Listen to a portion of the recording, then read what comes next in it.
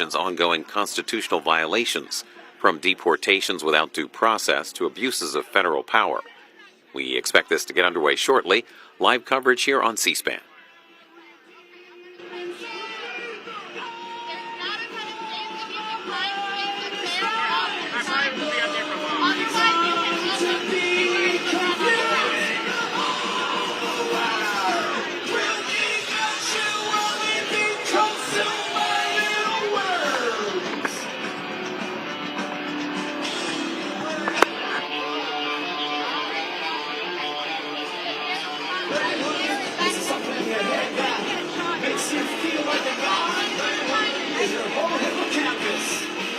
Just like song. Don't think about it, think about it, think about it, think too hard. Just do what feels right in the mind of a word.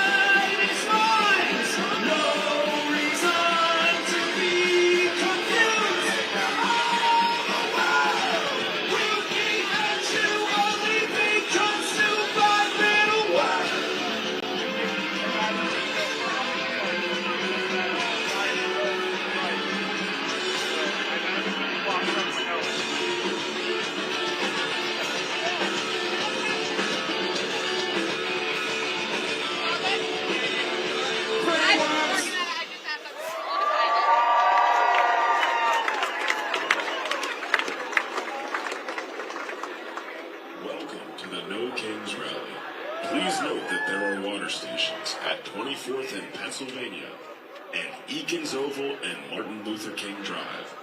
Also, there is a staffed medical tent at the far southwest end of Eakins Oval.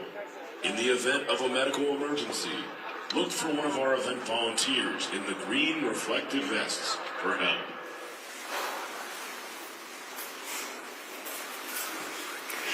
Thank you for being here. In a moment, you'll hear from law enforcement officials who will share with you what they can as up-to-minute update on the situation here in Minnesota.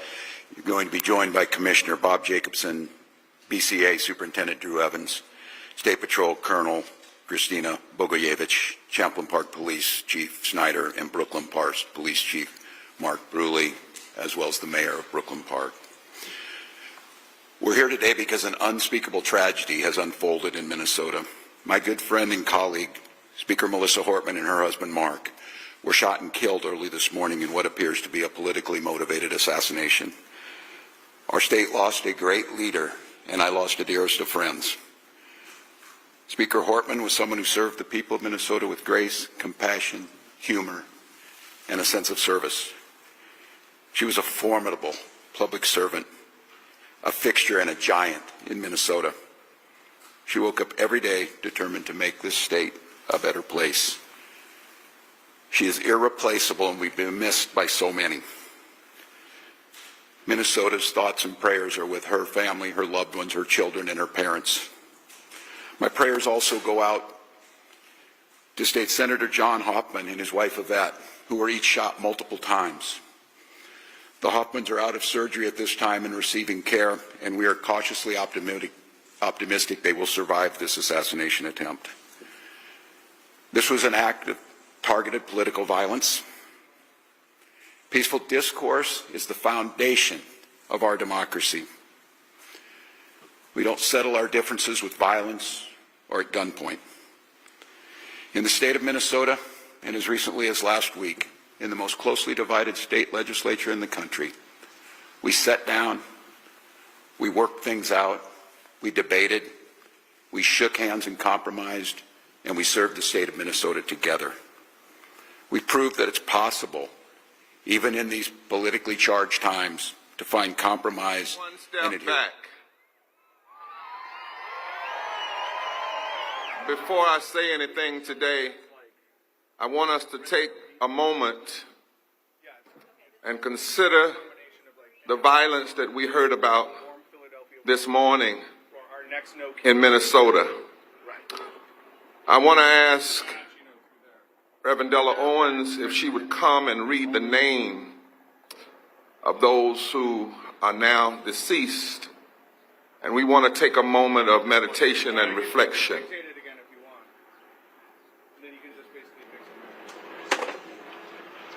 We remember State Representative Melissa Portman and her husband, Mark Portman,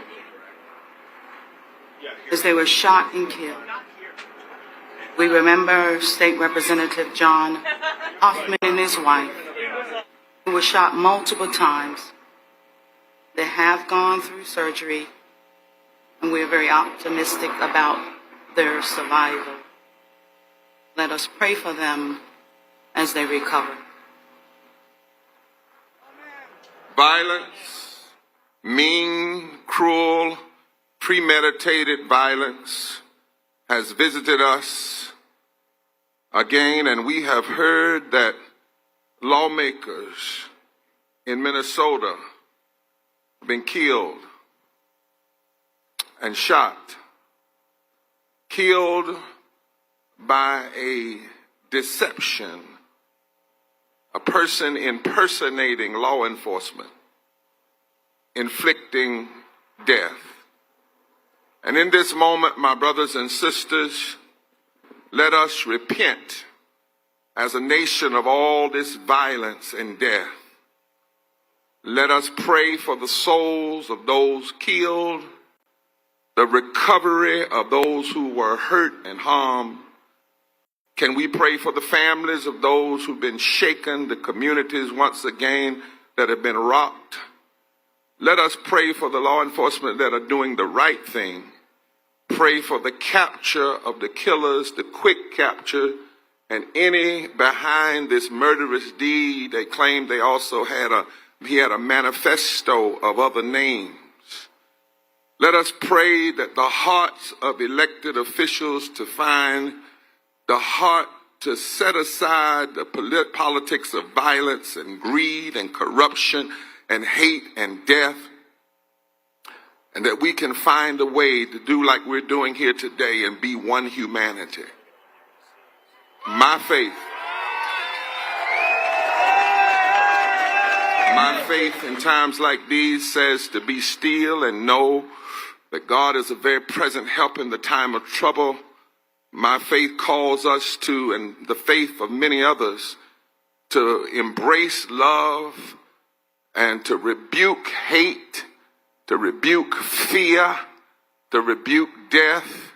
And so let us do that together in this place in Philadelphia.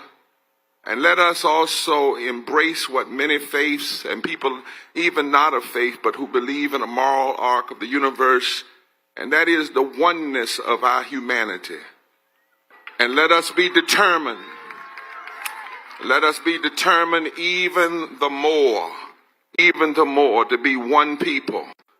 And let us declare it. Would you grab a neighbor's hand or an arm or whatever part they'll let you hold for a moment? And would you say to them, I love your life. I hold your life dear. I will protect your life. I will embrace your life. I will hope the best for your life. I will stand up for your life. Because we are one humanity and we need each other to survive.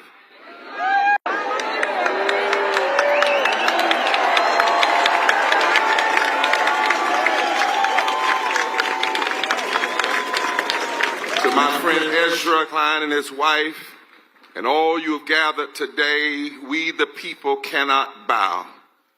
2.5 centuries ago, Benjamin Franklin wasn't the name of a broad parkway you could walk down from Love Park to this great gathering in the city of brotherly love. Benjamin Franklin was a living, breathing human being.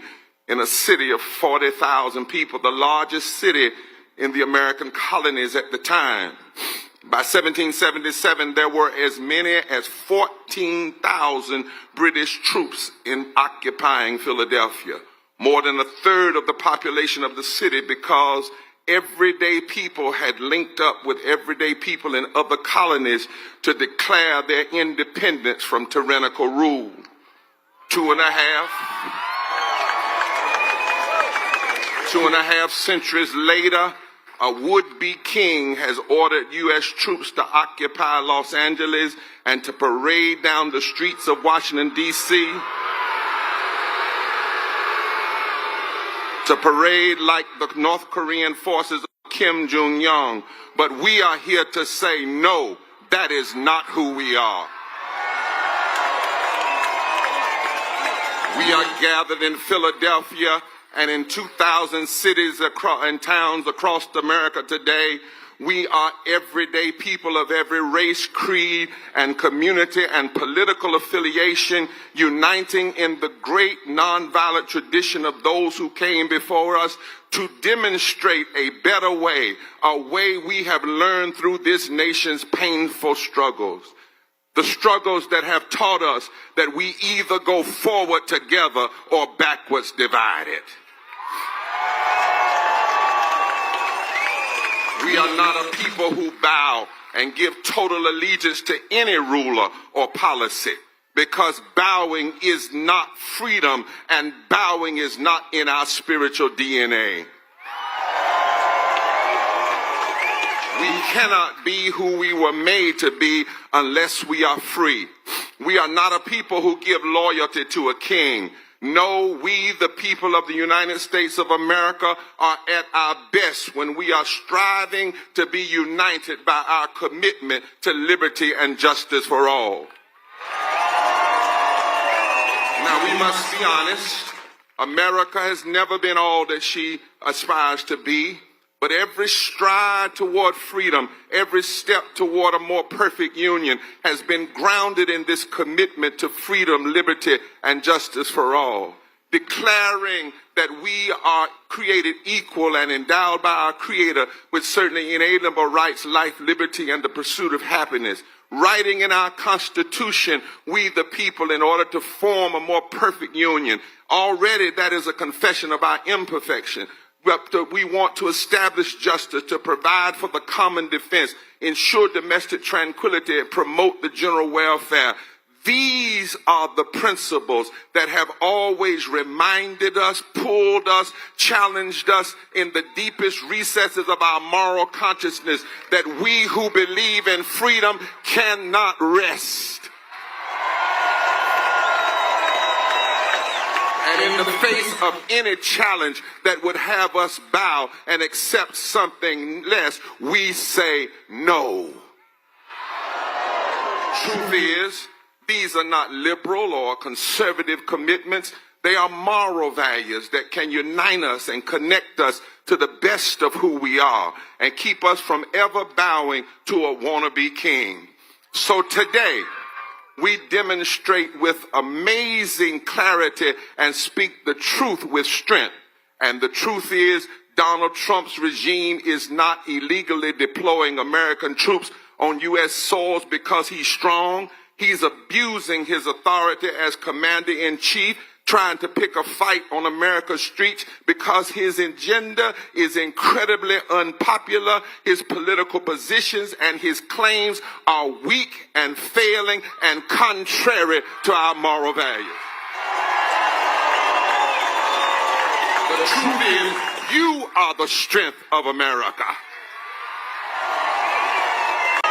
He said he could end conflicts in other parts of the world with a phone call, but wars of aggression rage on. He said he could unite us. We're more divided. He said he was going to stand up for working people, but he handed the government over to a billionaire before their big bad breakup. He said he'd bring prices down, but his wild talk about tariffs has created economic uncertainty. He said he could deal with Gaza and deal with Ukraine, and things have gotten worse. He said his budget budget was big and beautiful, but the truth is it's big and greedy and ugly and destructive and deadly to the most vulnerable.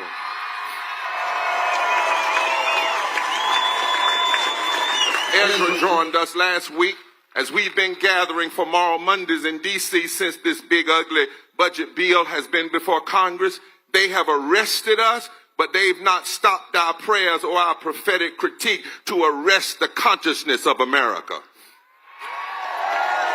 Americans are learning the details of how this big, ugly, deadly, bad bill would kill tens of thousands of people in our communities by stripping health insurance from 15 million Americans, closing hospitals, slashing nutrition assistance programs, leaving millions of hungry children, cutting thousands of jobs supported by green energy crisis. And according to a report from the public health scholars at Yale and the University of Pennsylvania, the cuts to health care alone would kill 51,000 Americans next year.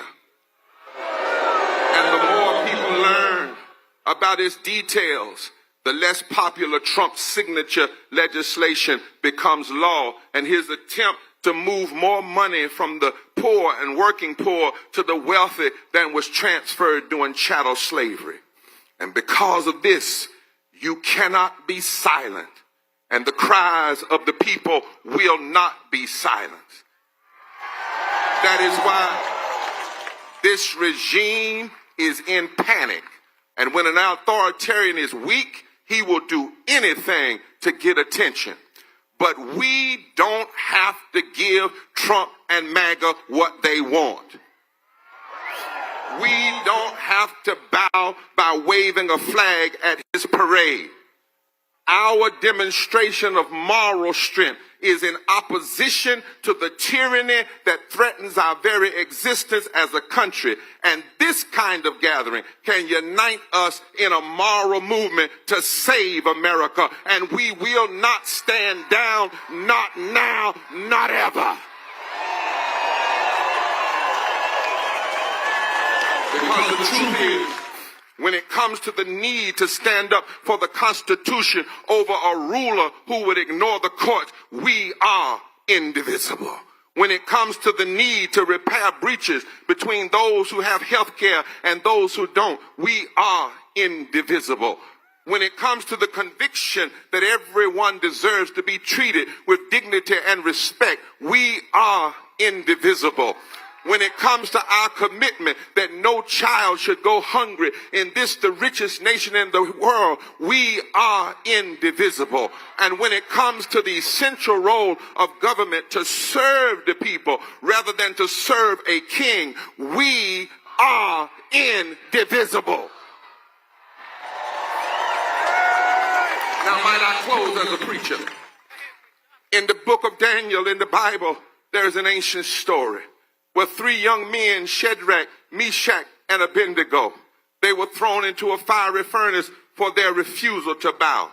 They refused to bow to a king that loved to put his name on buildings and ride around and make everybody bow to him.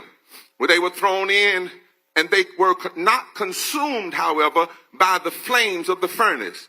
Instead, as they were thrown in, the people witnessed a fourth force come in and walk them through the fire.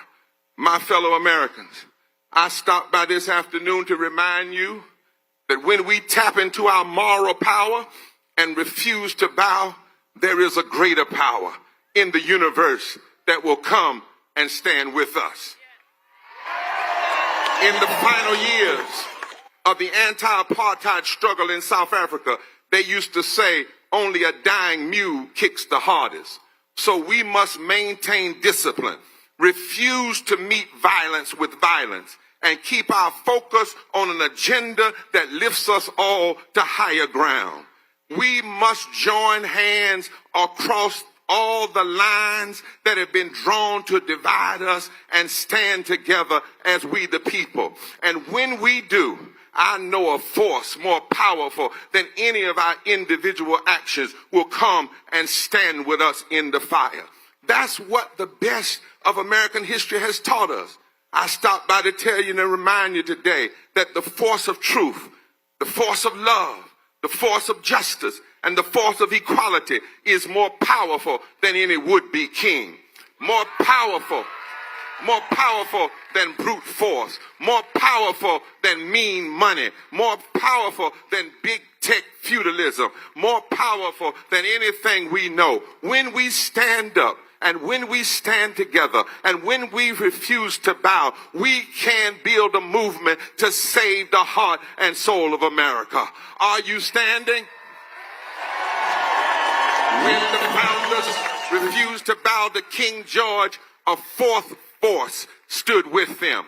When the slave abolitionists right here in Philadelphia, black and white, refused to bow to the king-like rule of chattel slavery and slave masters, a fourth force stood with them. When women, black and white, refused to bow to those who didn't want them to vote, a fourth force stood with them. When segregationists and Jim Crow politicians' lips dripped with the words of interposition and nullification, people like Rosa Parks and Viola LaRussa and Fannie Lou and Martin and Rabbi Heschel, men and women of every birth, refused to bow, and a fourth force stood with them. And I tell you, the force of truth and the force of love and the force of equality and the force of justice is more powerful than any would-be king named Trump or MAGA or anything.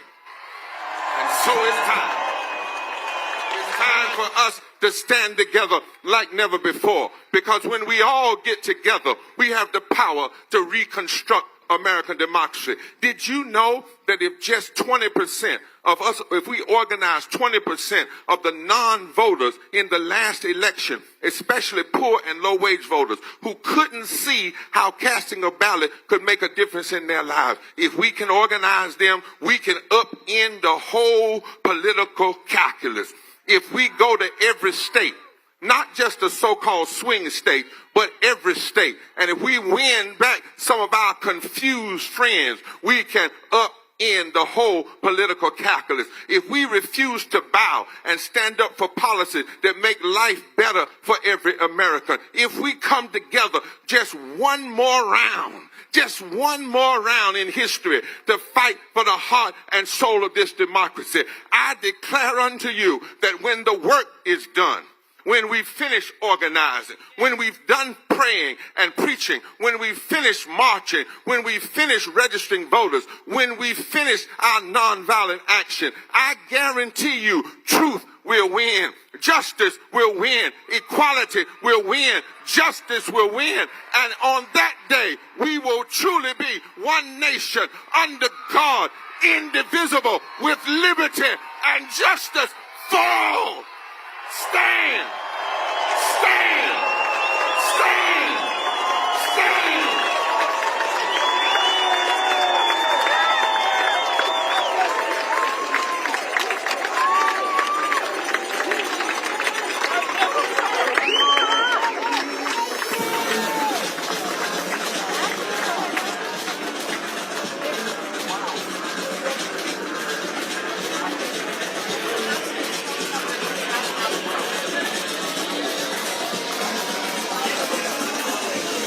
Please give a warm Philadelphia welcome to Congressman Jamie Raskin.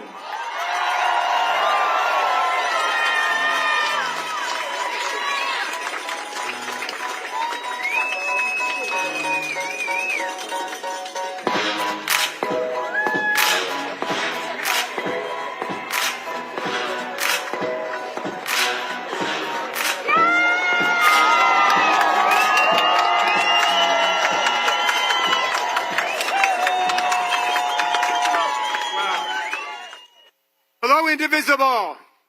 Hello, Philadelphia. Hello, America. I represent Ezra and Leah in the United States House of Representatives, so I like to think of myself as the congressman from Indivisible. But I came to Philly because it's a tough and a loving city, and you know how to topple kings here. You've been crushing tyrants since 1776. We come together, as Reverend Barber says, in the spirit of democratic, non-violent resistance. We pray for the families of Minnesota State Representative Melissa Hortman and her husband Mark, and for Minnesota State Senator John Hoffman and his wife. These are our brothers and sisters in the struggle for a more just America, shot down in cold blood and broad daylight. And we pray for them and all of the people of Minnesota. For the spirit of Philadelphia is the spirit of America. We've got no kings here. We've got no queens here. We've got no emperors. We've got no titles of nobility here. President Trump, happy 79th birthday. Sorry we couldn't make it to your party, but we did pay for it. You are not our king, and we are not your subjects. We will never be your subjects. The people are sovereign, and we are all equal in the eyes of the law. All of us born here on this land are citizens, and your executive order is nothing but bad graffiti on the Constitution, and we're going to wash it off today. We've got no kings and we've got no slaves. We've got no masters and no serfs. Those of us who aspire and attain to public office are nothing but the servants of the people. And the moment that somebody in public office begins to act like the master of the people, that is the moment to evict, eject, reject, impeach, try, convict, and start all over again. Under Article 1, President Trump, your job is simple: to take care that the laws are faithfully executed. That's it. In the monarchies, Tom Paine said, the king is the law, but in the democracies and the free societies, the law is king. You didn't get that memo, did you, Mr. President? You've been violating the law. You've been trampling the law. You've been ignoring the law, acting as if it's irrelevant to the only thing that matters, which is your own wealth and power. What if Thomas Jefferson were here? What if Abraham Lincoln were here? What would they say? They would say, cut it out. Stop violating the rights of the people. Stop trespassing on the powers of Congress. Stop staging provocations against the members of Congress and other parts of the government. Stop violating the orders of the courts. President Trump, your gangster state just threw Senator Padilla to the ground, kneeled on his back, and handcuffed him. Your agents barged into Congressman Nadler's office and handcuffed and traumatized his young staffer. Your guys arrested a judge in Wisconsin. You indicted Representative LaMonica MacGyver from New Jersey on phony charges, and she now faces 17 years in prison. You're terrorizing American communities with masked men in unmarked cars, arresting people without warrants. You pardoned 1,600 felon rioters and insurrectionists who brutally injured 140 police officers on January 6, 2021. You're auctioning off pardons to Republican criminals in D.C. like they're selling cheesesteaks in Philadelphia. You're a billion-dollar crypto king now who dropped dozens of charges against crypto scammers. And now you want to fly around on Bribe Force One, an illegal $400 million jumbo jet gift grift from the emirs of Qatar. You sent the Marines to California.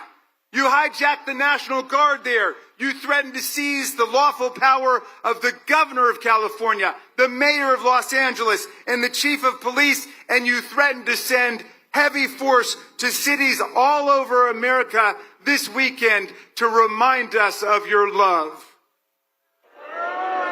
But you know what? I don't see anybody trembling in Philadelphia today.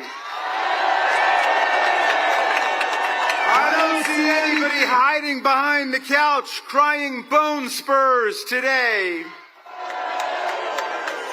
It's raining and I see nothing but tens of thousands of patriots wherever I turn.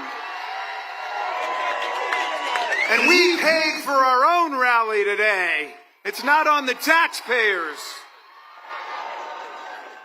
We marched with millions of people across America to celebrate not the people in power, but the power of the people. We march in cadence with the great civilizing, nonviolent movements of American history, the abolitionists, the suffragists, the bonus marchers, the civil rights movement, the women's movement, the labor movement, the peace movement, the women's march, the environmental movement, the LGBTQ movement, March for Our Lives, and the climate movement. We may not be founding fathers in the 18th century, but we are founding fighters in the 21st century. So what do you say, Philly? You ready to fight back? You want a gangster state, or do you want free speech and democracy in America?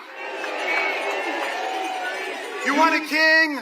You want a king who thinks, like all kings, that women are his property and he can grab whomever he wants, wherever he wants? Or do you want a democracy run by strong women and strong men, strong enough to be the allies of women and not their attackers and harassers? You want a king who stages coups and insurrections and lies about elections? Or do you want a constitutional right to vote in America? Free from all the gerrymandering and voter suppression. Do you want an imperialist takeover of Greenland and Canada and Panama? Or do you want statehood for Washington, D.C. and Puerto Rico?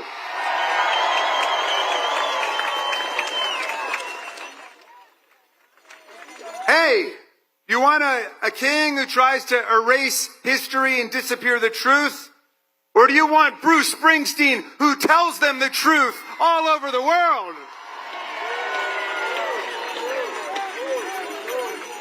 You know, Donald Trump never talks about the framers because he knows nothing about them. But the framers knew a lot about people like Donald Trump. Sometime between now and the 4th of July, Mr. President, you must read the Declaration of Independence, because Thomas Jefferson could have been writing about you. He told the people of America to rise up against King George and his lust for absolute tyranny. Jefferson denounced a king who, quote, sent swarms of officers to harass our people, who kept amongst us in times of peace standing armies without the consent of our legislatures, and quartered large bodies of armed troops amongst us. A king who cut off our trade with all parts of the world and imposed tariffs and taxes on us without our consent. A king who excited domestic insurrections against us. A king who repeatedly obstructed the laws of naturalization of foreigners to our land. A king who tried to make judges dependent on his political will alone. Yes, Donald, the Declaration and the Constitution were written by people who wanted to stop criminal bosses like you from taking state power. We the people, in order for a more perfect union, establish justice, ensure domestic tranquility, provide for the common defense, promote the general welfare, and preserve to ourselves and our posterity the blessings of liberty, do hereby ordain and establish the Constitution of these United States of America. That's our preamble. That's our mission statement. And the very next sentence in Article 1 provides all legislative powers shall be vested in a Congress of the United States of America. The people's branch, the lawmaking body for whom the president works as an executive. Sometimes people say we're three co-equal branches. Really, first of all, co-equal is not even a word, okay? That's like extremely unique. If we're co-equal, why is it Congress has the power to impeach a president for treason, bribery, and other high crimes and misdemeanors, and he doesn't have the right to impeach us? Congress has the power to pass budgets and taxes. We've got the power to create departments and spend money. We have the power to regulate commerce with foreign nations and therefore to enact tariffs, which is why his tariffs have been struck down by United States District Court. We've got the power to declare war, not the president. If anybody's going to declare war on Venezuela, it's going to be the Congress of the United States, not Stephen Miller or Tulsi Gabbard or Pete Hegseth or anyone else in their Signal chat room. No, you don't get to be a monarch or a dictator in America, and you don't get to be on the payroll of monarchs and dictators from other countries. Sorry, Donald, you don't get to keep the millions of dollars you've pocketed from Saudi Arabia, from China, from the United Arab Emirates or Qatar. You've got to return all the money your golf courses and country clubs have gotten from the Secret Service, the Department of Defense and Commerce, and so on. Our government is not your personal ATM machine. His son, Donald Trump Jr., says, my dad doesn't even accept his salary. I'm sorry, that's all he's allowed to accept. The framers were clear. You get paid by the people of the United States to whom you owe a duty, not Putin and the kleptocrats of Russia, not bin Salman and the theocrats of Saudi Arabia, not Orban or the autocrats of Egypt and Turkey. The framers wanted an undivided duty to the American people. You can't sell out our Constitution to build your luxury hotels in Gaza or a golf course in Greenland. My friends, the people are winning all over America. The bullies are on the run. We ran Elon Musk out of town. And Musk now says that Trump should be impeached. And Trump says that Musk should be investigated for his tens of billions of dollars in federal contracts. And for once, they're both right. My friends, fascism will not be the end of American democracy. American democracy will be the end of fascism. We will stand up for democracy and human rights and freedom all over the world. We will stand with President Zelensky and the people of Ukraine against Putin's filthy, bloodthirsty invasion. We will stand with the people of Greenland, the people of Europe and Africa, the people of Canada and Mexico for our common right to trade with each other, to respect each other, to travel and migrate and seek asylum without fear and without terror. We are the ones fighting against terror and tyranny today. And I look at you today, Philadelphia, and I know we are winning. We are winning. I will leave you with the words of the great Tom Paine, who my son Tommy was named after. And Tom Paine got to this beautiful city in 1774, 2 years before the American Revolution. He fell in love with your city and he fell in love with this land. He said, if America lives up to its values and its ideals, it will become, he said, an asylum to humanity.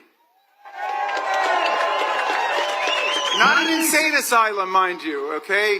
A place of refuge for people seeking freedom from religious and political and intellectual and economic repression from around the world. And then he wrote the greatest pamphlet in our history, Common Sense, which ignited the American Revolution against the kings and the queens and the lords and the dictators. But 1776 was a tough year, and the country was split down the middle, and half of the people were saying, you can't beat the greatest military empire that ever existed.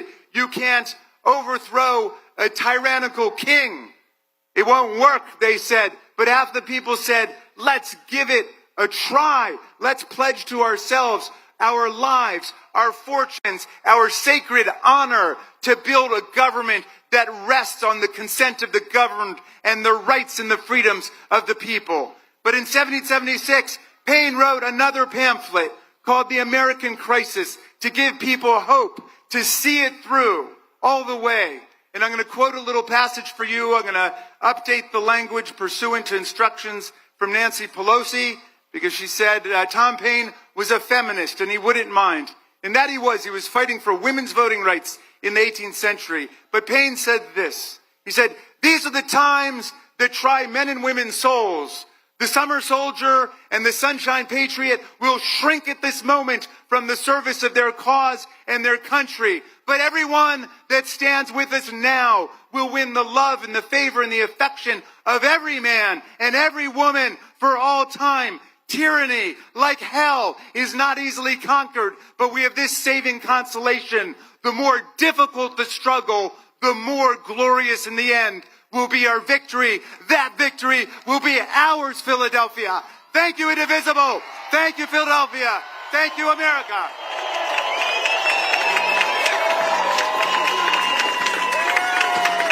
Please welcome to the stage Martin Luther King III and Andrea King Waters.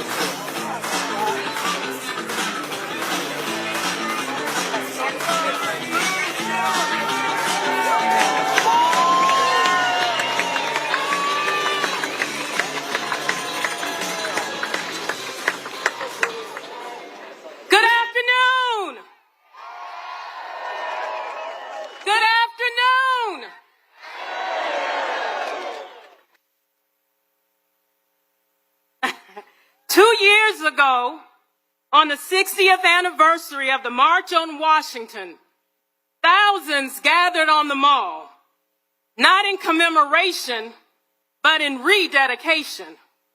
It was a magnificent sight. All ages, young and old, and every color imaginable. Families, sororities, fraternities, activists, and everyday people. Not one instance of violence in the sweltering heat. People unrolling prayer blankets towards Mecca, others walking to tents to observe Shabbat. It was a beautiful day.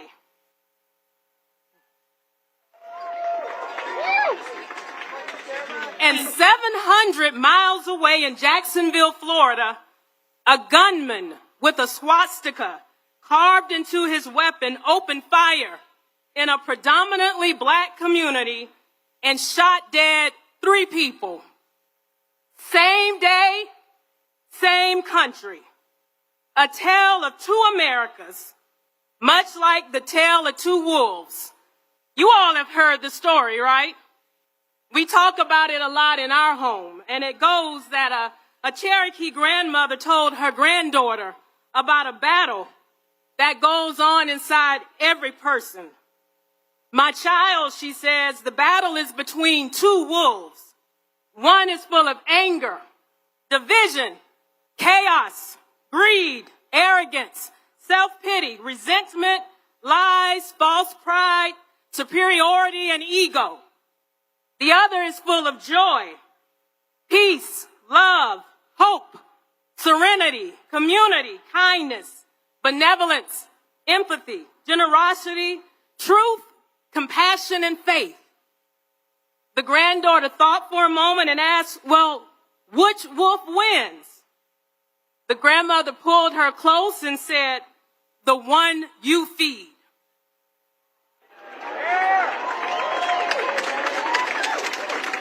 I stand before you today, not in anger, but in love. Not the sentimental kind, but a bold, unwavering, truth-telling love. A mother's love. A people's love. A love that says, I will fight for you, even when I don't know your name.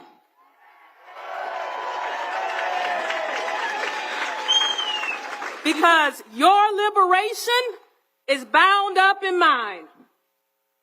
We gather at a crossroads, one that asks us once again, is this America?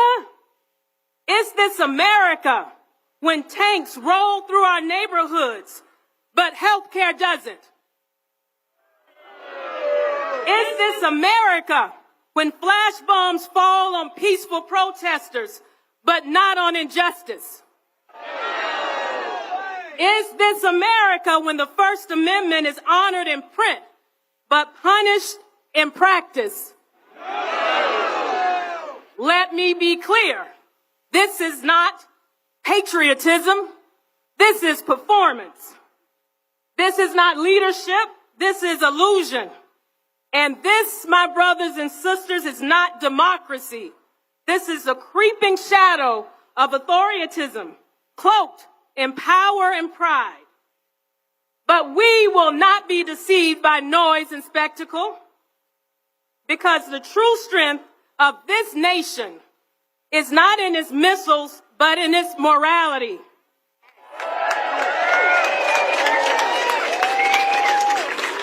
Not in its parades, but in its people. Not in fear, but in freedom. It's been a long few months, and I hear so many of us talking about anxiety and depression and despair. But when I despair, I remember the words of Gandhi. There may be tyrants and murderers, but in the end, they always fall.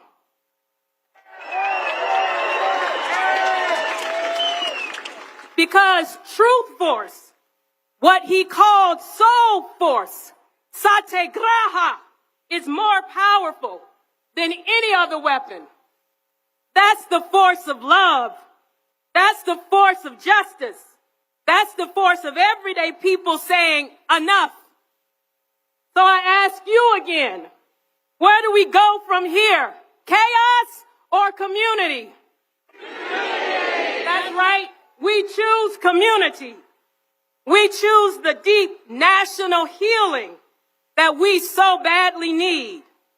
We choose to realize the dream, because it's not radical to care about all children, not just the ones who look, pray, or love like your own.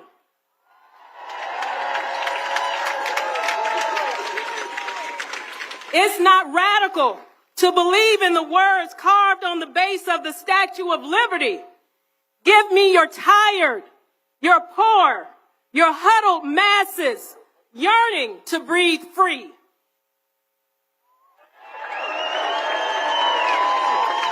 It's not radical to serve, to protect, to protest, to love. No, it's not radical. It's American. And that's why we're going into communities across this country, not with closed fists or with tanks, but with open hearts and open arms. We are showing up with truth in our hands and love in our voices, because we love this country. And we know that loving America means holding it accountable to its highest promises. My father-in-law, Martin Luther King Jr., spoke of levels of love, the highest being agape, and the highest level is not passive. It's a force that challenges systems, not just sentiments. That's the love that we need now. That's the love that will unify us.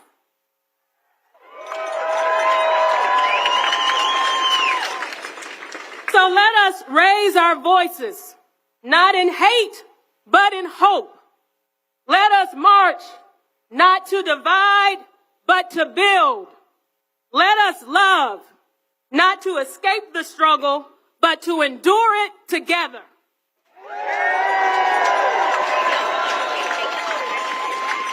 Because we are one people, one nation, under God, indivisible, with and justice for all. Thank you.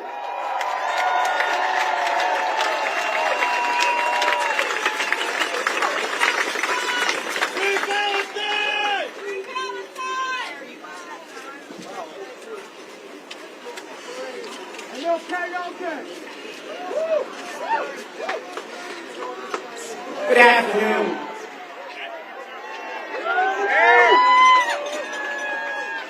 Let me first say that we send all of our prayers and support to those families that lost their loved ones who were elected officials in Minnesota.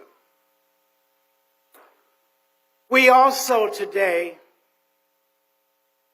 must start, because I come from the nonviolent tradition, as many of us do.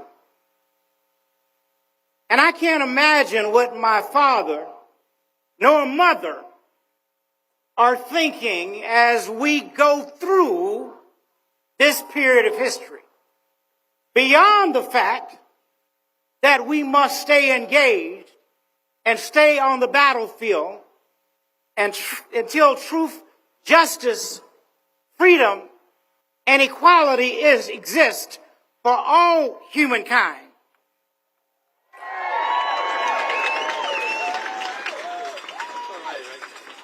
I am deeply honored to stand with you today in the city of brotherly love.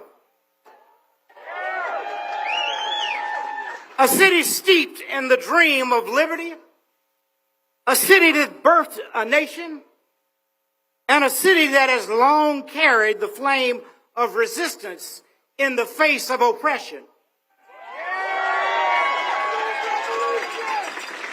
Philadelphia, you are no stranger to struggle. You were a sanctuary for runaway slaves, a refuge for the righteous abolitionists, a crossroads for the Underground Railroad, and today you are once again a sacred ground where justice calls and freedom answers.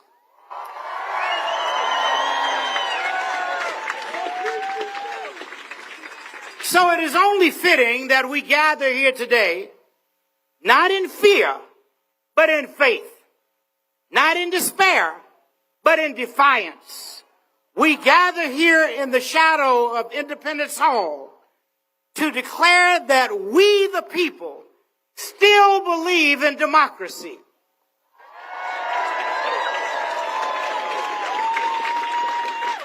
We still believe in justice. And we still believe in a nation without kings, without tyrants, without rulers who place themselves above the law. We're here to say this land belongs to the people, not to the monarchs, not to the autocrats, not to strong men, but to the people.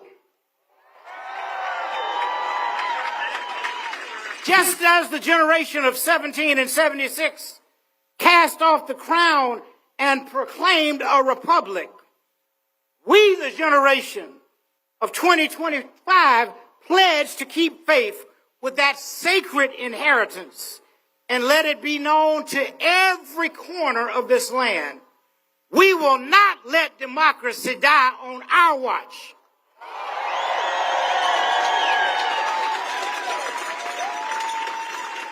Yes, we're deeply troubled, my friends, by efforts to use fear as a weapon, to use immigration as a scapegoat, to silence the voice of the people through martial force.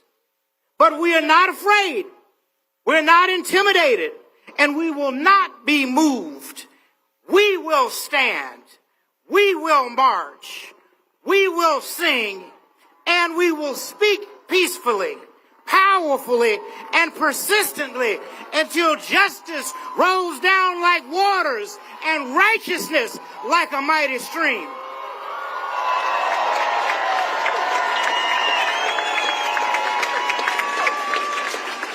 Let us be clear.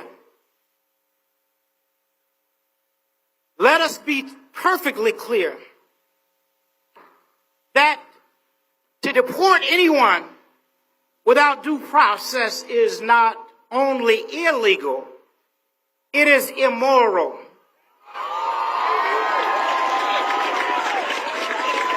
It is a betrayal of our Constitution and of our highest values. We are one nation under God, indivisible, not with division and detention, but with liberty and justice for all. We reject the militarization of our streets.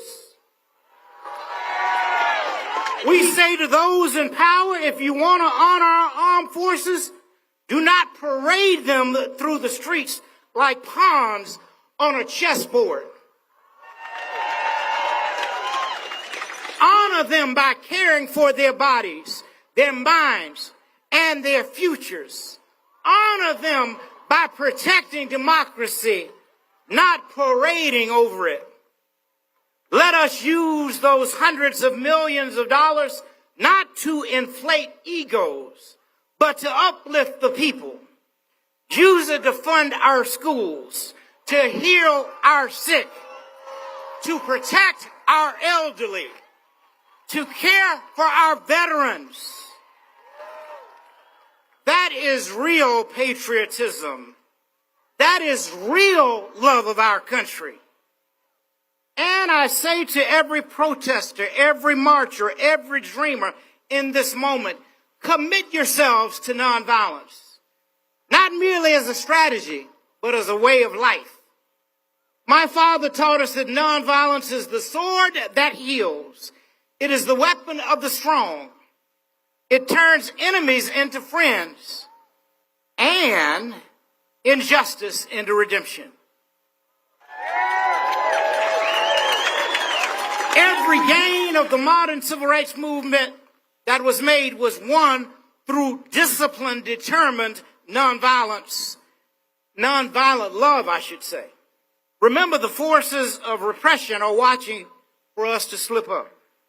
They're waiting to point at a broken window and ignore a broken system. They're waiting for an excuse to crush what they cannot control. We must not give it to them. Even one act of violence can undo the moral power of 1,000 voices. So let our protest be loud, but let it also be loving.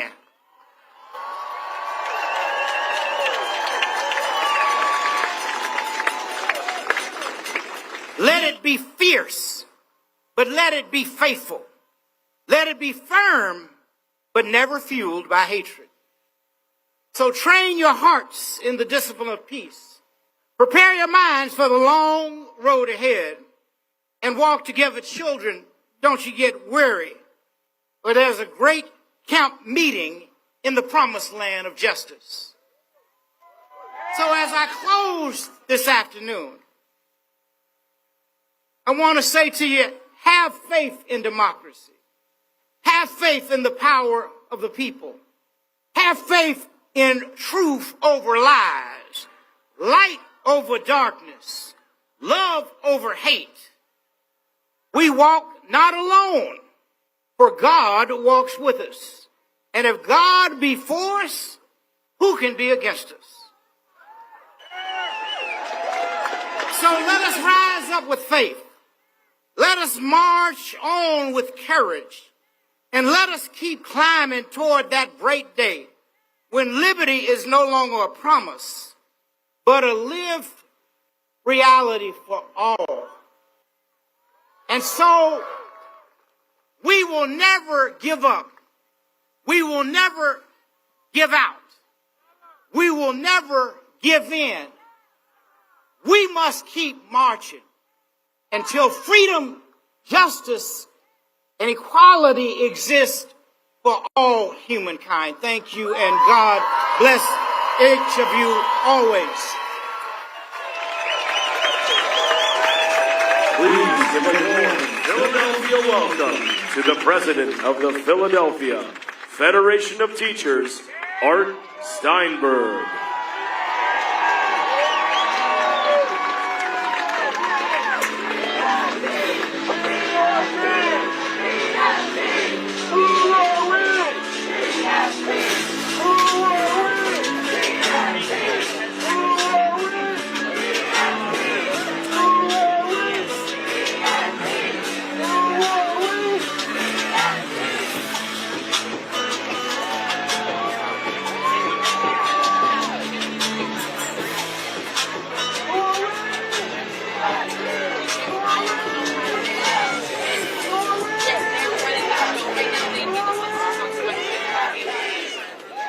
Go Philly!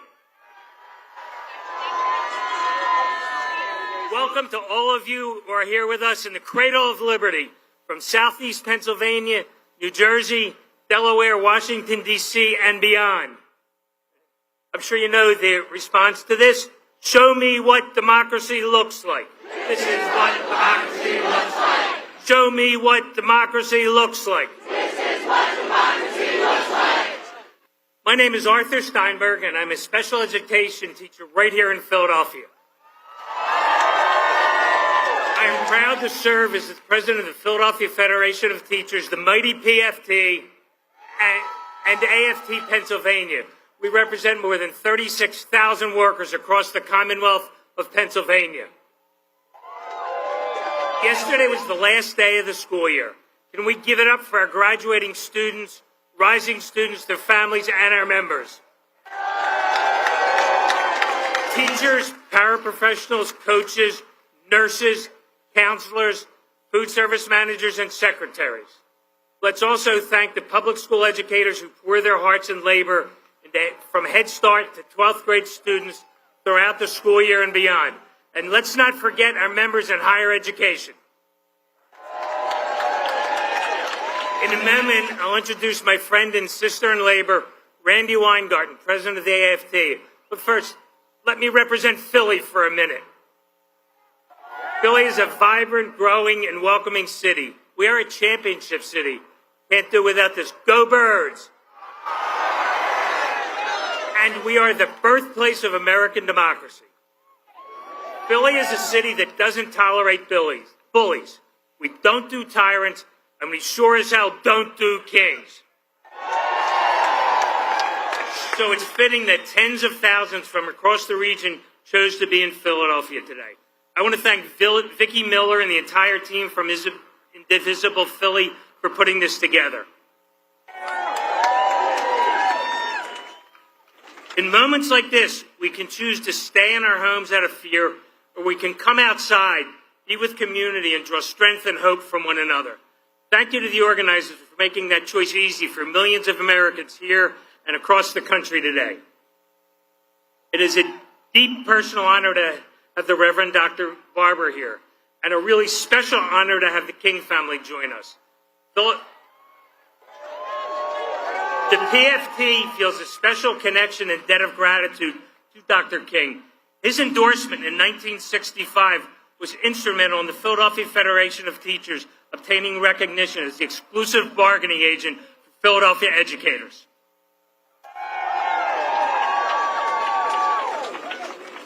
Today in our nation's capital, a gross misuse of public resources is occurring, all in service to Donald's ego and insecurity. I have a suggestion for fixing your unpopularity, Donald. Stop running the most corrupt, incompetent, and violent administration of our lifetimes. And keep your armed federal agents away from our schools and students.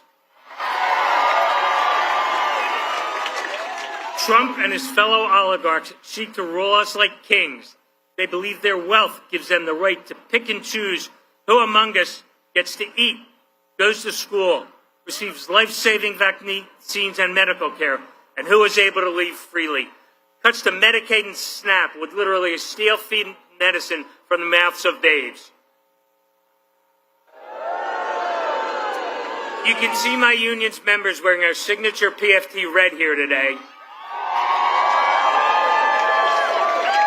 Check out our signs.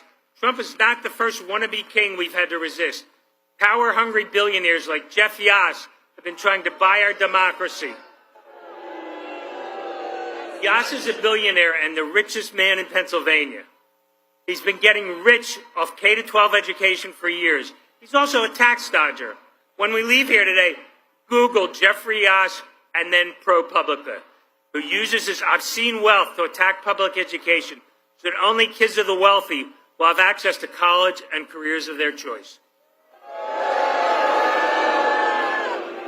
If we want to take back our democracy, we need to take back power, not just from Trump, but from all the mini-Trumps correcting government for their own enrichment. I'm going to end on a high note and one of optimism.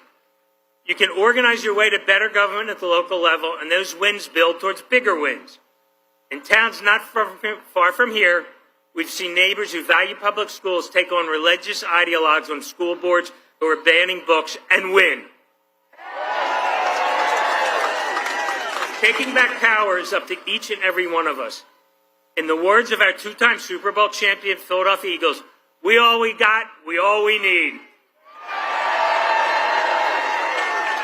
Let's become the agents of hope and aspiration, win a fairer, freer America, and give our communities the resources they need to thrive. It is now my great pleasure and honor to call up Randy Weingarten, president of the 1.8 million member strong AFT. Thank you.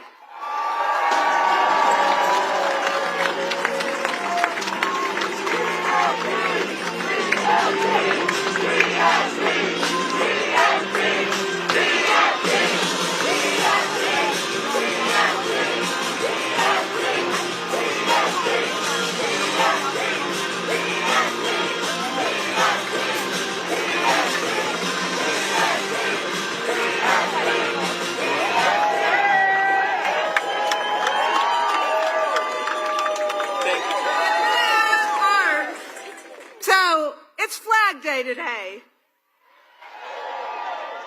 This is what democracy looks like. All of you here. I'm going to ask Art to hold my flag.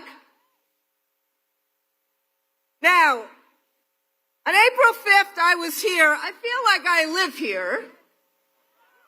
But I was here on April 5th. We were in another park. And I wanted to start by actually talking about what we in the labor movement, it's unbelievable, the scene that I see right now. It's just unbelievable because it's the people. But this is what we say in the labor movement. It is, the people united will never be defeated. It's not just that we'll never be divided, we'll never be defeated. So can we do a big Philly shout out? The people united will never be defeated. The people united will never be defeated. The people united will never be defeated. Woo! So I want you all to know in Philly that our brothers and sisters and siblings in Minnesota are watching us. And I want to say to them, we love you. And we will never, ever, ever tolerate political violence. It's wrong.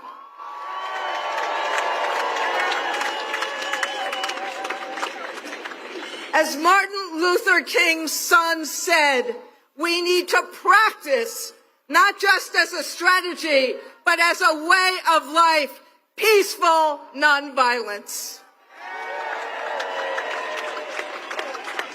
Philly, you know this. You don't need a social studies teacher to tell you this. You are the birthplace of our nation. You are the birthplace of our democracy. You are the birthplace of our Constitution. And you're the birthplace of Rocky.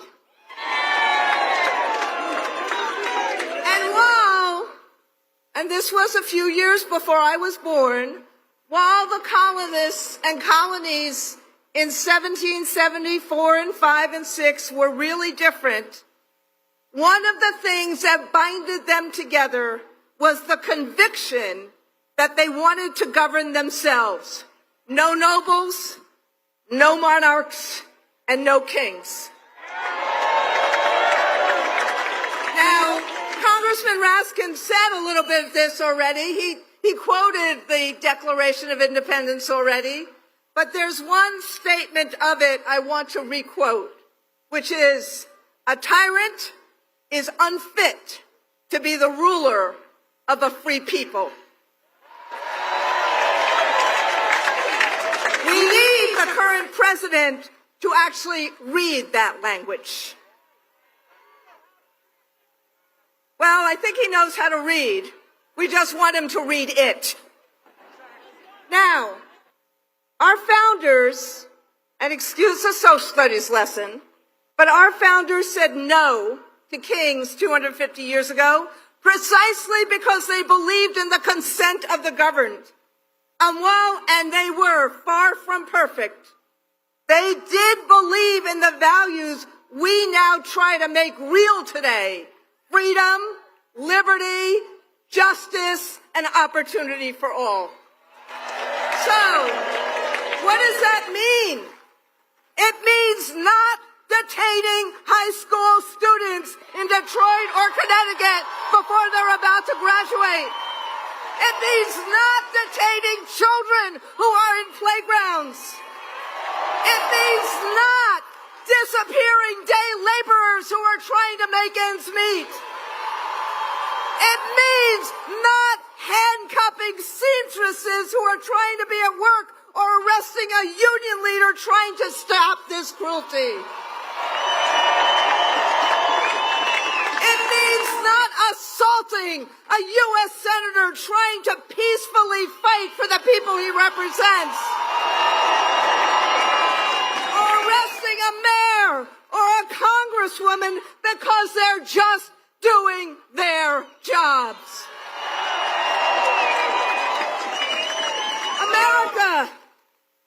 Americans don't need this abuse of power. We need power to be vested in the people. And that's what I see today. And that's what this split screen is today. Thousands of people standing up peacefully for our values, for American values, including the values of making sure everyone can speak and peacefully assemble. And why? And that's why many of us are holding an American flag, because we care about our country. We care about opportunity. We care about the people of America, and we care about each and every one of our pathways to the American dream. I see thousands of people paying tribute to an army formed on June 14, 1775, to fight a monarchy. And we're doing this not out of anger, but out of resolve. The collective resolve of millions of people at over 2,000 events to say, we believe in our democracy and we are willing to fight for it peacefully. The collective resolve to reject a wannabe king, to reject $40 million worth of birthday parties that should be going to pay for kids who need nutrition.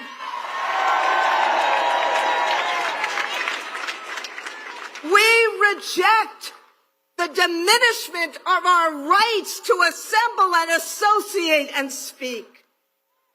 Philly, this is what democracy looks like. organized, hopeful, and bold, literally the rule of the majority. And let me talk for 1 minute or two about my union. The AFT, yes. We stand at the intersection of democracy and opportunity, public education and the labor movement. These are the ways that Americans can get to a better life, a shot at a better life. And paving those opportunities makes us a target. Their attacks on public education are relentless. And why? Because they fear knowledge. Why do they fear school teachers? They fear us because we teach critical thinking. We teach honest history. We teach pluralism. Because their brand of greed and power and privilege cannot survive in a democracy of diverse, educated citizens. So that's why they go after education opportunity. They fight us on economic opportunity. They're going after equal opportunity. They're going after unions because this current president sees us as a threat to his vision of America. He sees us as a threat because they believe in us versus them, and we believe in us, the people. So look, this is about hope versus fear. But to get to hope, we must address the fear and show people that a better life is possible. Without a voice in our democracy and a voice at work, frankly, our fight against kings would be hollow. So we're not just fighting back, we're fighting for a better day. So as they fight for tax cuts for billionaires, we fight for tax cuts for the working class. As they cut SNAP and Medicaid, we fight to make sure that families have decent housing and decent health care and decent education. They got their C's, chaos, confusion, corruption, and cronyism, and we got ours. The courts, the court of public opinion, the Congress, and the courage of this community. Because this community understands how to fight back. No one is going to save us but ourselves, but it takes courage. So my friends, rather than yield on bended knee, we stand up. We all care. We all act. We do it together in solidarity. So I want to end with a quote from the father of our last speakers, specifically Martin Luther King's final book. He wrote, "Where do we go from here? Chaos or community?" Well, Philly, you are the community to this president's chaos. And together, we build a future of opportunity and justice for all. Hope over fear, aspiration over anger, the promise of America for each and every American. That is what we are fighting for today. So, I say, the people united will never be divided. The people united will never be divided. The people united will never be defeated.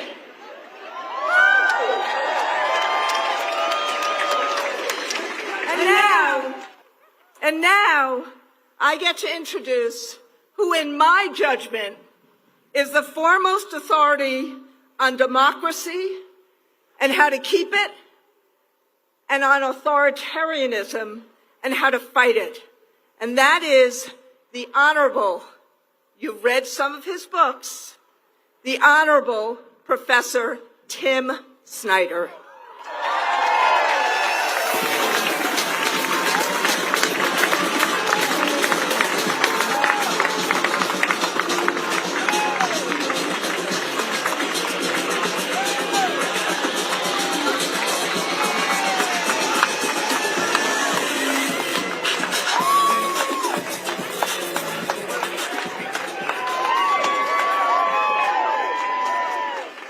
So, first of all, I want to, hey, Philadelphia.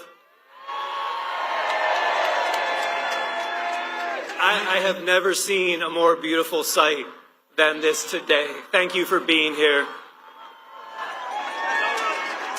Can we hear it again for the leader of the president of my union, Randy Weingarten? And for her amazing, amazing words. Yeah. So I need some help. I need some help. I have one thing to say to you, and it is no kings, freedom. No kings, freedom. But as if Randy says, and she's right, that I know something about authoritarianism, the thing that I know is that it can only be fought together. So I'm going to say no kings, and I want to hear if there's anybody out there who can say freedom. No kings. Freedom. No kings. Freedom. No kings. Freedom. That's right. We don't want kings, we don't want fascists, we don't want oligarchs for very simple reasons. Those people cannot represent us. They are surrounded by the hirelings, by the minions, by the bootlicking billionaires. And what they will do and what they are doing is taking away the future, taking away our health, destroying the environment around us, taking away our rights. That is what they are bringing to us. No kings. No kings. No kings. As freedom means hands off. Freedom means no deportations in the streets. Freedom means no violence against peaceful American citizens and everybody in this country. But freedom also means a nature with which we're in harmony. Freedom also means a government that works. Freedom also means equality, health care. Freedom also means the American dream. No kings. No kings. No kings.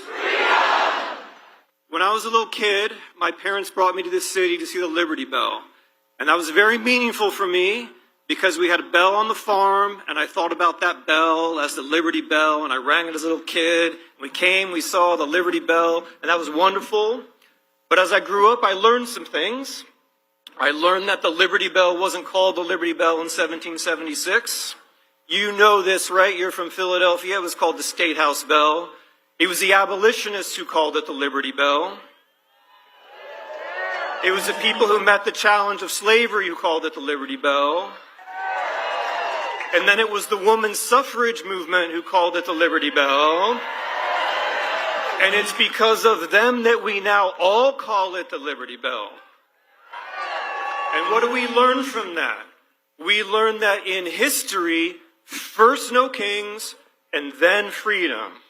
And we learn that you only make progress for freedom with struggle, and you learn that you only make progress for freedom with allies who you learn from. So, no kings is today, freedom is tomorrow. No kings today, freedom tomorrow. We act together today, and we keep acting tomorrow. We make a new friend here today, and we do something with them tomorrow. We meet somebody we admire today, and we do something with them tomorrow. We meet somebody who's a little more courageous than us today, and we do something with them tomorrow. Today, no kings, tomorrow, freedom. There is a better America out there. There is a better America underneath. There is a better America that we can see. There is a better America that we can make. History is in our hands.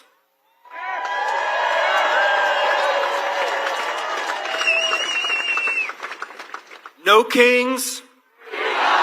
No kings. No kings. Thank you. Please welcome to the stage the co-president of Community Change, Lorella Braley.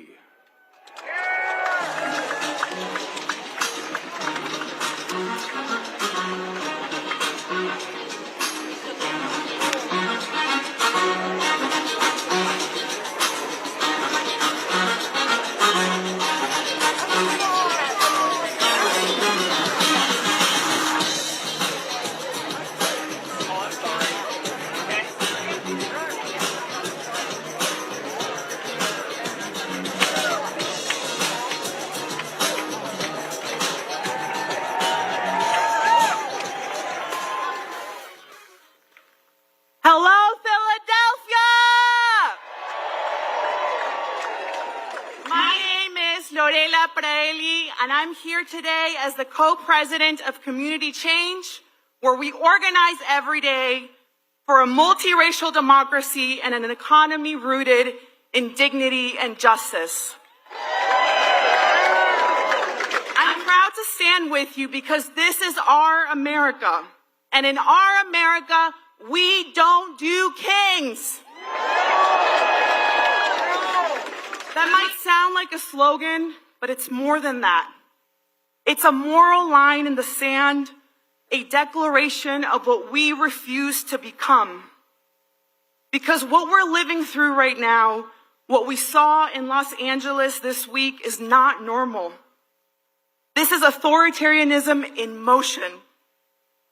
Unmarked vans, masked agents, people disappeared without notice, no names, no charges, mothers torn from their children, no lawyer, no phone call, and suddenly they are gone.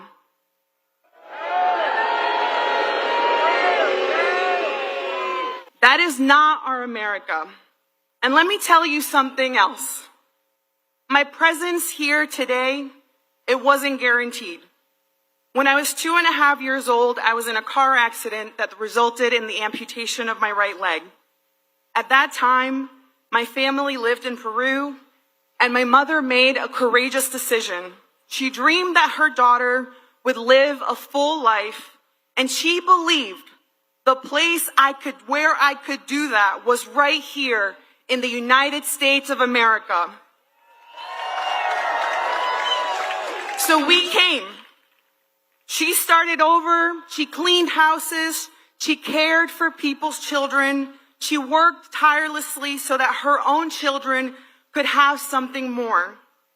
My mother believed in an America that had room for her daughter's dream, and that welcoming America, her America, is why I stand before you today as a citizen, as a mother, as a fighter, as your partner in this struggle to build a country where everyone can live with dignity and thrive.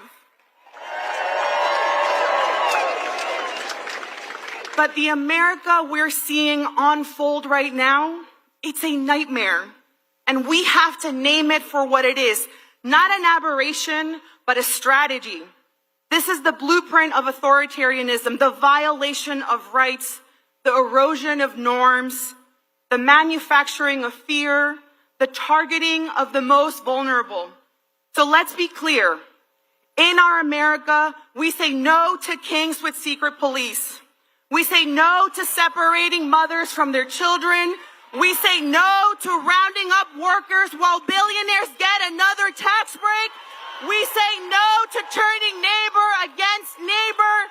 So say it with me, loud enough for every would-be king to hear.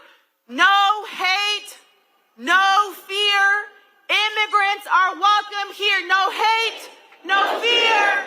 Immigrants are welcome here. No hate, no fear. Immigrants are welcome here. No hate, no fear. Immigrants are welcome here.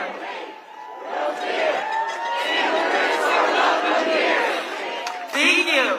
So I also want to talk about another truth in this moment, which is that there are a lot of people hurting. Rents have skyrocketed. Childcare costs more than your mortgage. Health insurance doesn't cover your health. You go to the grocery store and you ask yourself, how am I supposed to feed my family this week? That pain is real, and Trump is exploiting it to consolidate power. When people are hurting, it's easy to look for someone to blame, and that's what he's counting on. Because he doesn't want you to look at him or the billionaires he's shielding. He wants you to blame your neighbor, to fear the immigrant, to believe that someone else's survival is a threat to your own. But here is the truth. Trump is cheating working people. He is using immigrants as scapegoats to distract us while he steals from all of us. We have seen wannabe kings before. They rise by stoking fear, by criminalizing the vulnerable, by looting from the many to enrich the few. We believe in something different. We believe every person has worth, that families belong together, that workers deserve dignity no matter where they were born, that democracy isn't guaranteed. It is something we build together. And above all, we believe our solidarity is stronger than their fear. So what do?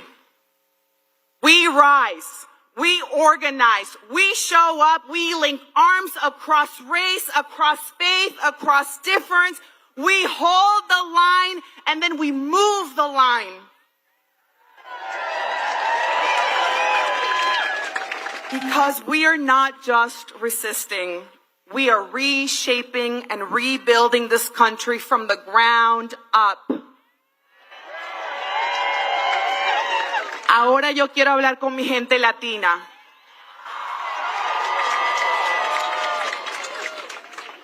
Sí, nos están atacando por tener la piel morena, por hablar español, por existir con orgullo.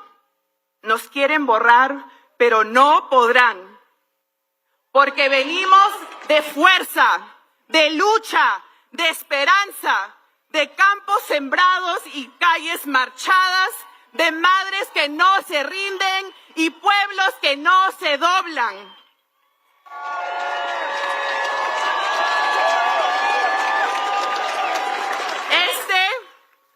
Mi familia latina, este es el momento de unirnos, de alzar nuestras voces, porque aquí estamos, aquí seguimos y no nos vamos, ni un paso atrás, porque esta también es nuestra América.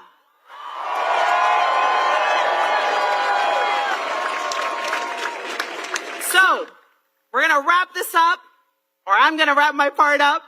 And we're going to say, no hate, no fear. Would-be kings aren't welcomed here. Are you ready? All right, let's do this thing. Make it loud. No hate, no fear. Would-be kings aren't welcomed here. No hate, no fear. Would-be kings aren't welcomed here. No hate, no fear. Would-be kings aren't welcomed here. No hate, no fear. Would-be kings aren't welcomed here. No hate. No fear. Would-be kings aren't welcome here. No hate. No fear. Would-be kings aren't welcome here. Thank you. Thank you, Philadelphia. Please give a warm Philadelphia welcome to Army veteran with Common Defense, Naveed Shah.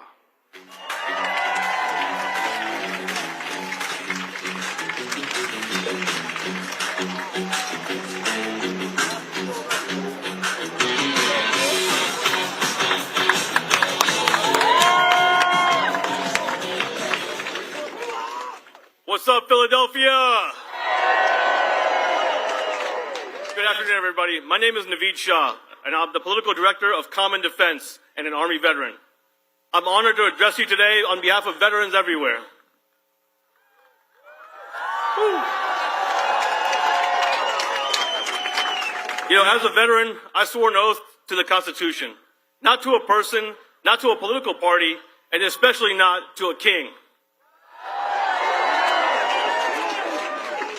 Donald Trump thinks his rule is absolute, but in America, we have no kings. I'm a veteran of the war in Iraq, where I served 15 years ago. When I was there in March of 2010 was when Iraq held their second ever national elections. For many young Iraqis, it was their first time ever casting a ballot. For once, the insurgents weren't not targeting the American soldiers like me who were providing security. They were targeting their own people, who were simply trying to exercise their fundamental right to vote. In that moment, the sanctity of our rights became clear to me, and I promised never to take them for granted. So when I saw what happened in Washington at the Capitol on January 6, 2021, I was more than just shocked and appalled. I was scared. I was scared for what could happen to our country if we allowed the big lie to continue to fester, and for what would happen if insurrectionists took power. And unfortunately, we're seeing that play out right now. Recent events in Los Angeles have made it evident it's necessary now more than ever for us to stand up against authoritarianism. As of now, the Trump regime has federalized 4,000 National Guard soldiers, 700 Marines, but we've seen this playbook before.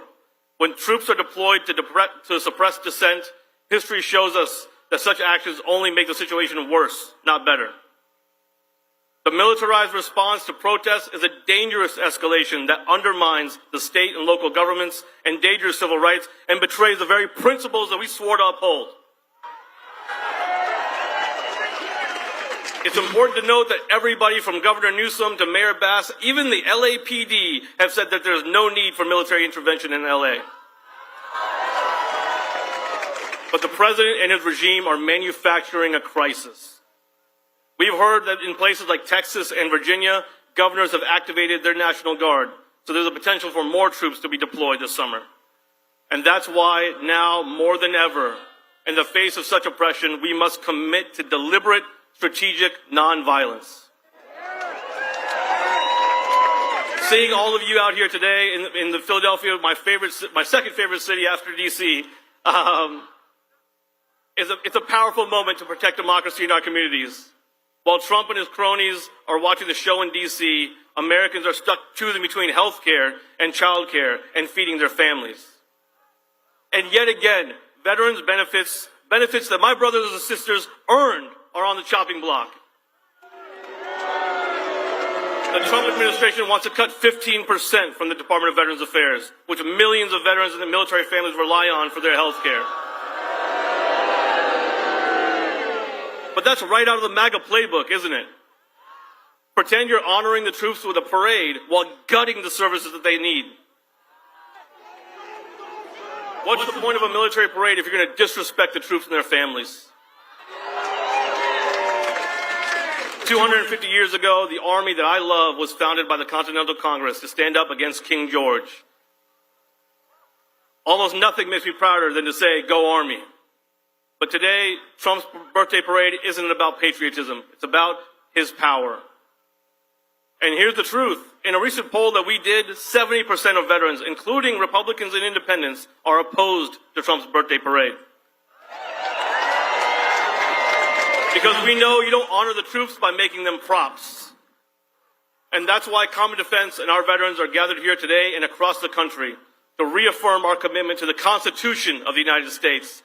Not a politician, not a political party, and no kings. Despite our nation's history of oppression and racism, but the ideals that we took an oath to rise above all of that. When I took my oath to join the Army, I did so because I believed that America stood for something better, and I still do. And that's why it's so important for me to protect this country and its Constitution from all enemies, foreign and domestic. If we are to be the shining city on the hill, then we must set the example.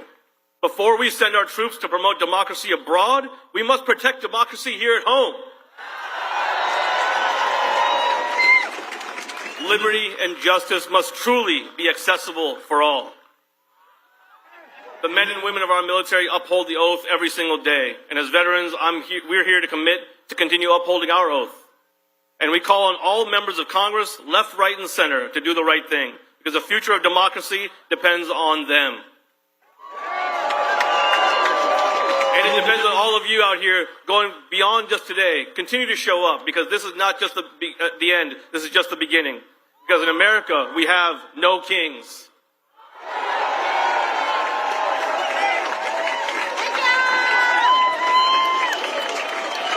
Please welcome to the stage from the ACLU, Anu Joshi and Mike Lee.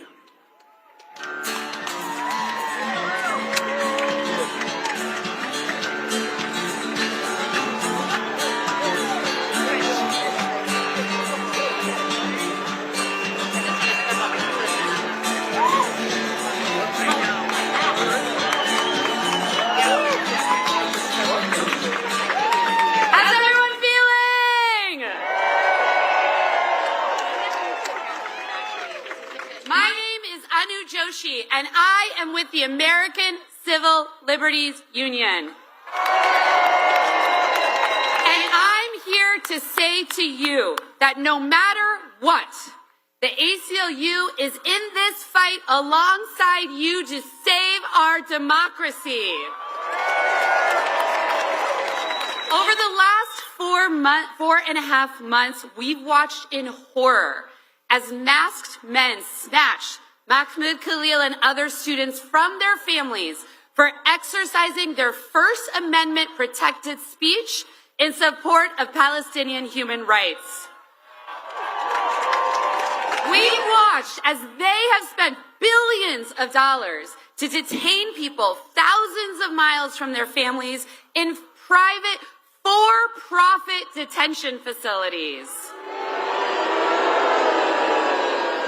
We've watched as they've trampled all over people's due process rights and zip-tied children and ripped families apart.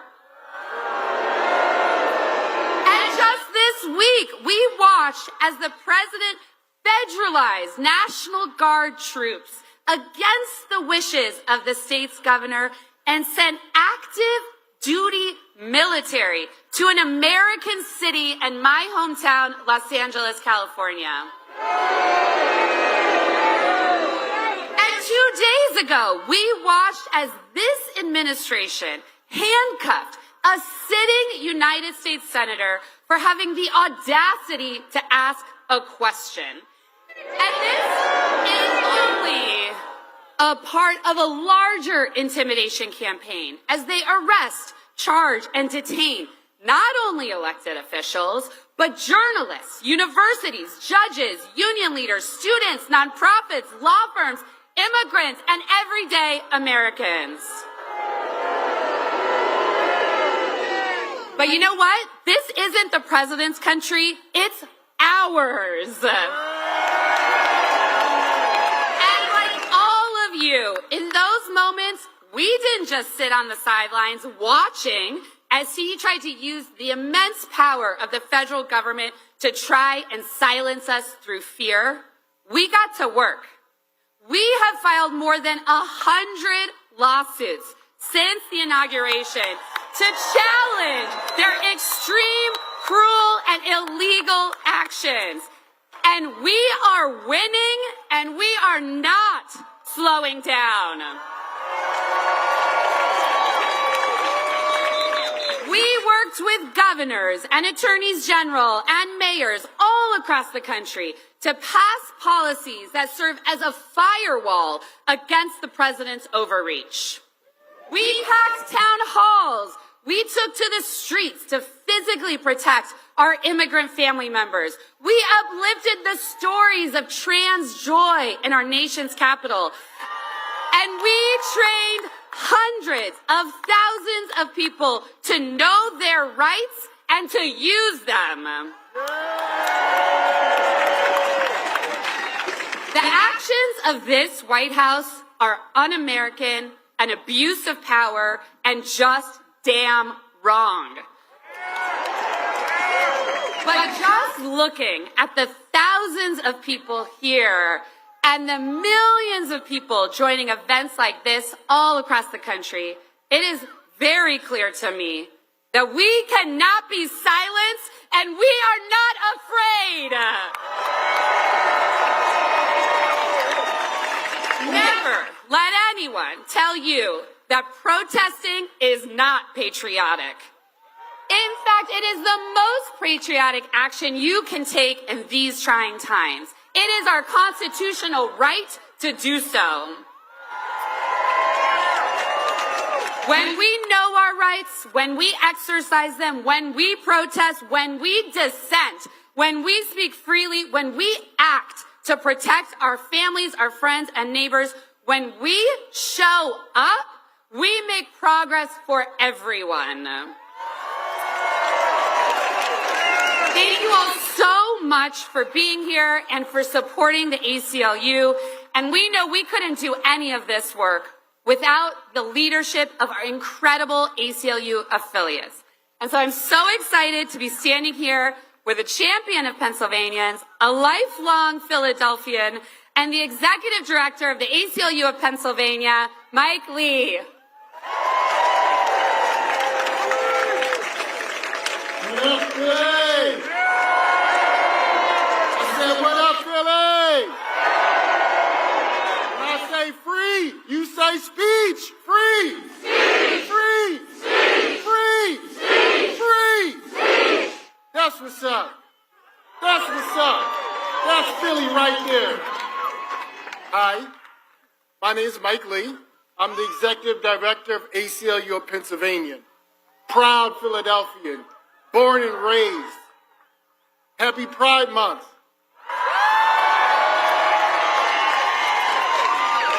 Happy early Father's Day. Happy democracy.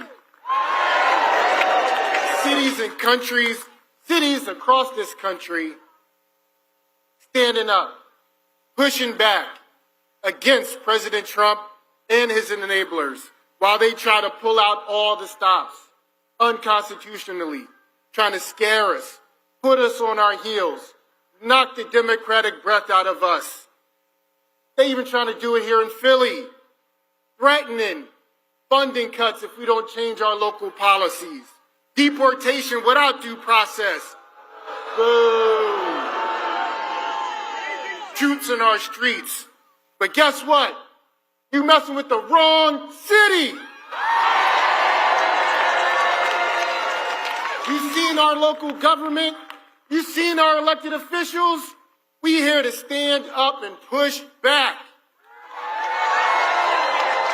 Philly, as you've heard throughout today, we're known for our fighting spirit and our brotherly love. And two-time Super Bowl champion Eagles. But let me tell y'all real quick, while these are called the Rocky Steps, it's not because of how many people Rocky knocked down. It's because of how many times he stood up. Against the odds, he stood up. Stand up, fight back, right? So, when they try to give us a parade, no, we want Medicaid. We're going to stand up. Don't give us a statue. They're for tourists. We love the grind. That's why we talk about these steps. That's why we bring our champions to these steps, because we respect and love the grind, the underdog. It doesn't matter what the odds are. We're here to fight peacefully and do so in a constitutional way, because that's what it's all about. Last thing, Philly. Last thing. Only love can drive out the hate that we're seeing. I see love here. And just remember, when you're in Philly, sometimes love hurts.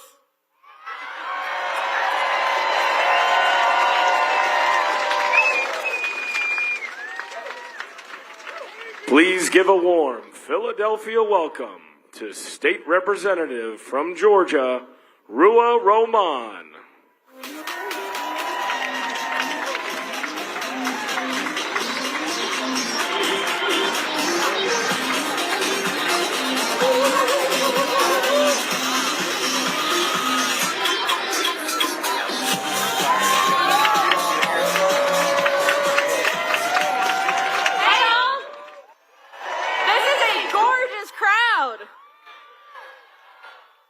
How's everybody doing? Thank you for being out here to make clear that we bow down to no king. As we gather here today and all around the country, we face a pivotal moment in our history. I know it seems dark and scary. We're watching families torn apart all around the country. We saw photos of Marines detaining a vet on his way to the VA. We've seen ICE detain citizens. And now we're seeing a world-triggering escalation in the Middle East. And this morning, Minnesota state legislators were hunted down and gunned down. And all of this comes after we watched a genocide unfold in Gaza for almost 2 years, while our elected officials cheered it on or gave mealy-mouthed reasons of why they couldn't oppose the atrocities that we paid for.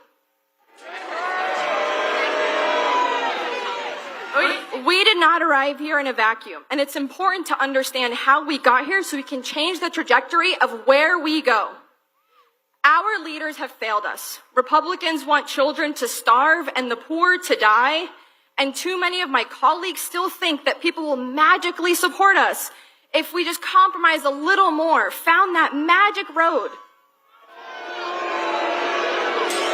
But compromise on basic rights of people and lack of principles will never win. And all it did was help pave the path towards fascism in our country. And I will say this, remember, this is the reemergence of fascism because we have seen so much of this before. Nothing happening today is new. The illegal detentions, the crackdown on protesters and free speech, the disappearings of people and deportations. In a weird way, it kind of gives me some solace, but it also fills me with fury and deep anger because it's a reminder that everything we see around us is a choice, and it's a choice that we can make differently. And my fury comes from the reality that those who can make the world better are actively choosing not to. But I'm here today to remind myself and all of you that we are not alone. Just look at you.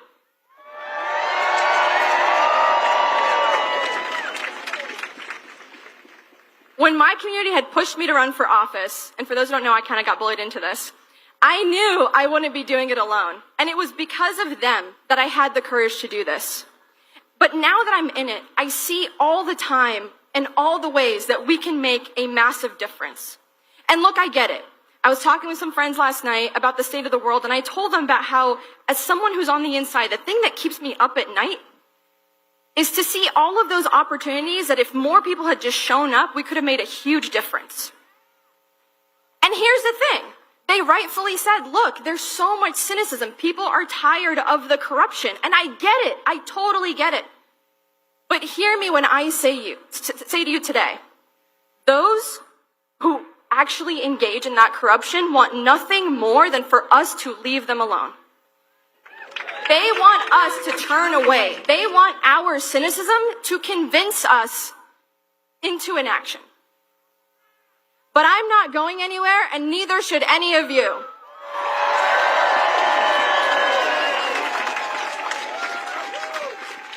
I'm here today to implore all of you not to allow our cynicism to lull us into inaction. Do not allow this moment of feeling overwhelmed to paralyze you. And again, I know so many people are scared today. I know some of you are seeing the deployment of military personnel, the escalation of ICE, and the targeting of protesters and wondering what power you have. But I'm telling you right now, in this moment, this will be the easiest time to be brave. Right now is the moment to insist on our rights. Right now is the moment to push back on anyone who attempts to normalize this in any way.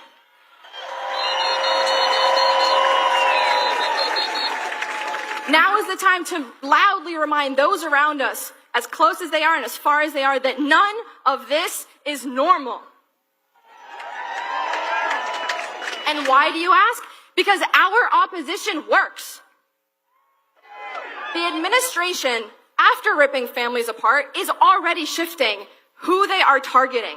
And it's because of all of you showing up in the streets. remind you that even those that have been detained for standing up for Palestinian rights, like Rumaisa and Mohsen, have already been released.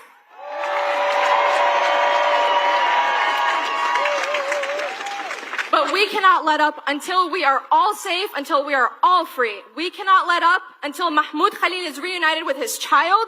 We cannot let up. We cannot let up until we not only stop the cuts to Medicaid, but make sure we finally have universal health care. We cannot let up. We cannot let up until we not only stop the genocides in the Congo and Gaza and Sudan and all around the world, but also end the endless wars. And we cannot let up until we stop this never-ending march to an increasingly extractionary economy that squeezes all of us for everything that we barely have to benefit some unnamed shareholder who'll never know our stories, will never know our names. So today, I am asking you to think about 3 things and your role in them. 3 places. First, your community. Get to know your neighbors, because if you don't already, it is one of the most beautiful experiences in my life. It is so lovely to know them. And make sure that you build a support system with those literally and physically closest to you. And support your local food banks. Support literally anyone who might need it in your neighborhood. And talk to each other. These algorithms continue to silo us and isolate us from each other, and that is extremely dangerous. Now is the time that we need each other more than ever before. Second, and I gotta say it, y'all, your local politics. My city council member won by 4 votes in a runoff. Getting involved politically, from school boards to state legislators to county parties, is world-changing. It's where you have the most power, and I'm not just talking elections here, I'm talking about committee hearings, I'm talking about school board hearings, I'm talking about every possible hearing you go to. Go and make your voice heard. Because I promise you this, every national policy you have hated has started locally somewhere. And third, take care of yourselves. This is a long, long road. I need us to learn to do this work at a pace that works for multiple years. Figure out what that pace looks like for you. Figure out what you have to offer. If you cook, if you bake, if you're artistic, there is so much of you that you can offer to those around you. Now is the time to lean into that. And I'm going to end with this.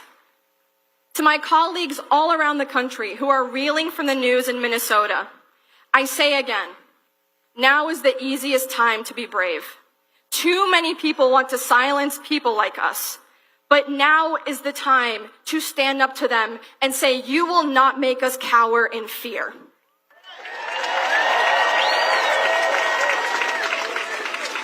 Our communities need us more now than ever before. Because I promise you, that is where our power is. Today we marched. Tomorrow we change the world, and to the cynics that shrug and say, this is the way the world has always been, I remind them to look at history and compare it to where we are today. But also, if a Palestinian can get elected in a state like Georgia, I have a hard time believing anything is impossible. Thank you, Philly, you're a gorgeous crowd! Please welcome to the stage, from the Human Rights Campaign, Wendy Stroud.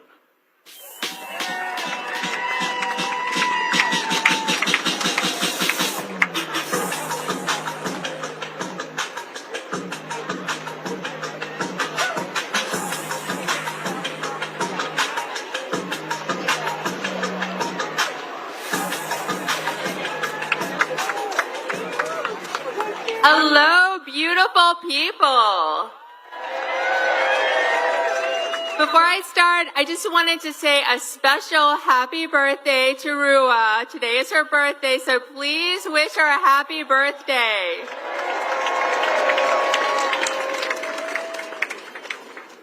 So I am Wendy Stroud. I use she, her pronouns, and I am with the Human Rights Campaign. We are the largest LGBTQ+ civil rights organization in the country. Now, I'm guessing that you all know the colors of the pride flag, the rainbow colors.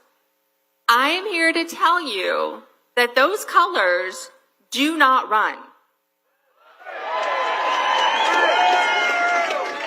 And the LGBTQ plus community that flag represents, we don't run either. And we do not bow to wannabe kings. And we will not be forced back into the closet. Trump wants to erase us. He may try and erase our history from his websites or remove our names from battleships. He may try to legislate us out of existence, but he will never succeed.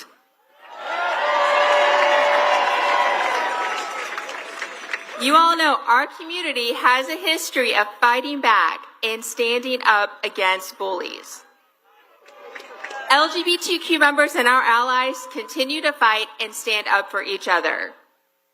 We will continue to fight for our trans siblings' right to exist and live their authentic lives.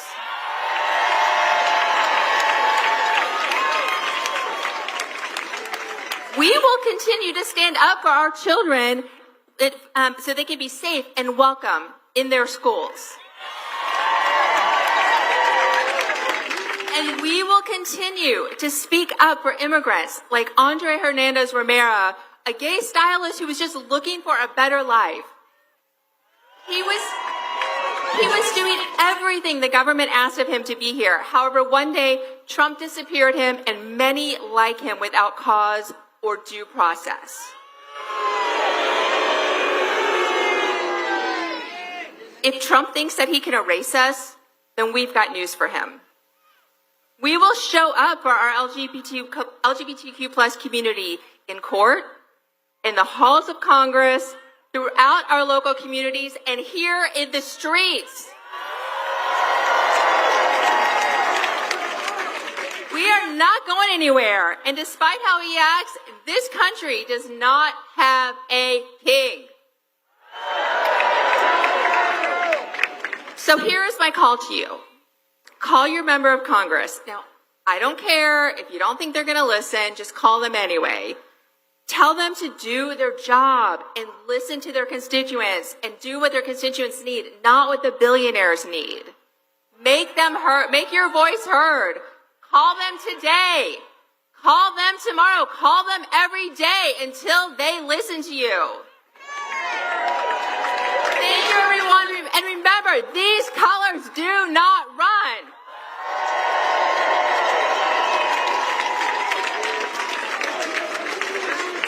Please give a warm Philadelphia welcome, co-chair of Public Citizen, Rob Weisman.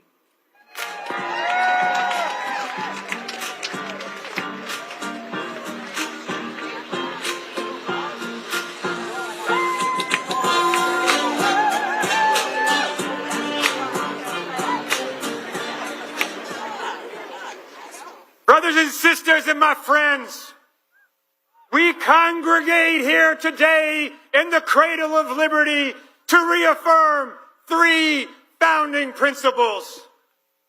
First, we are all created equal, no matter where we were born, no matter who we love, no matter our religion or race, we are all created equal.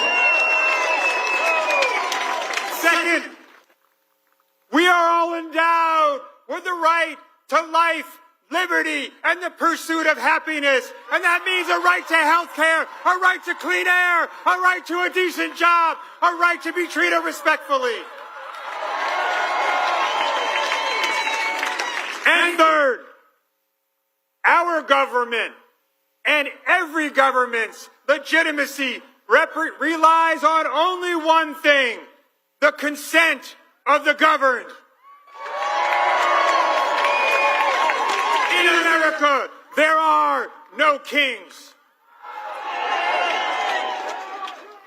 Donald Trump, you may not snatch people off the streets because you don't like what they think. Because, say it with me, in America, there are no kings. Donald Trump, you may not shut down agencies that protect us from financial fraudsters or deliver foreign aid for the hungry and those who need health care, because in America, there are no kings. Donald Trump, you may not take money away from people or threaten to put them in jail because you do not like what they think or say, because in America, there are no kings. Donald Trump, you may not treat the military as your personal security force and deploy it on a whim and with a bare hint of pretext, because in America, there are no kings. And Donald Trump, you may not accept tribute from foreign powers or bribes from corporate oligarchs, because in America, there are no kings.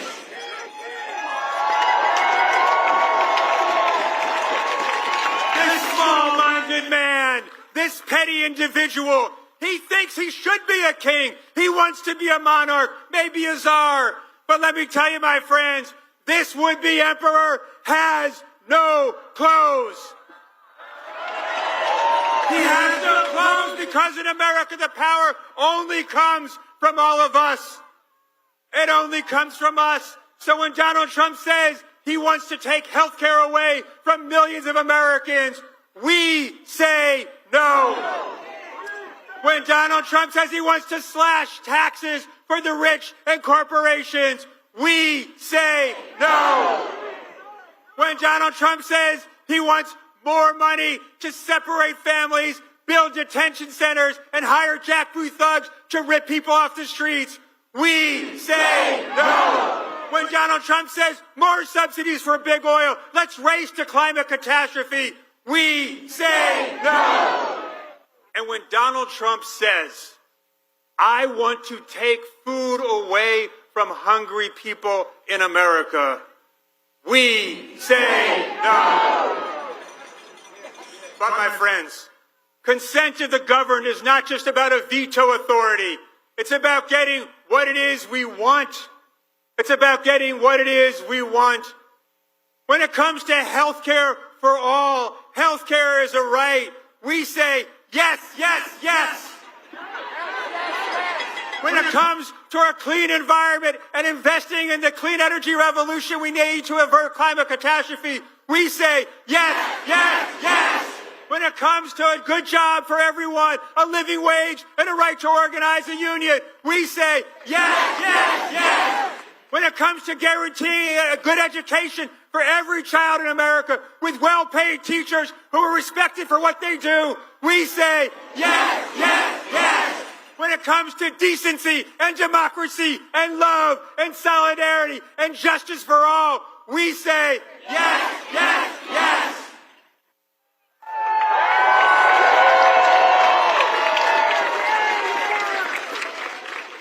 We will together, when we organize and mobilize, as 100,000 of us have done here in Philadelphia today, as millions of us have done across the country, when we organize and mobilize, we will defeat this would-be emperor who has no clothes, and we will deliver on the promise made here almost 250 years ago of the right to life, liberty, and pursuit of happiness for every single human being. Yes, yes, yes, yes, yes, yes, yes, yes, yes, yes, yes, yes. Thank you. And now, please welcome to the stage our final speakers, co-executive directors of Indivisible, Leah Greenberg and Ezra Levin.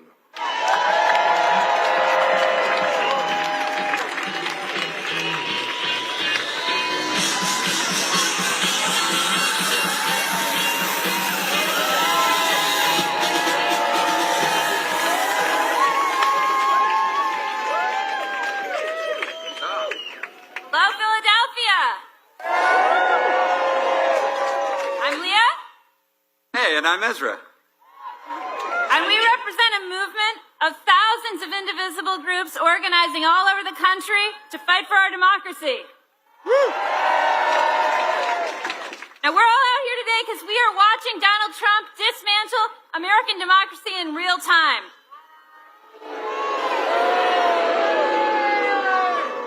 Masked men are grabbing students off the streets for their social media posts. Oh.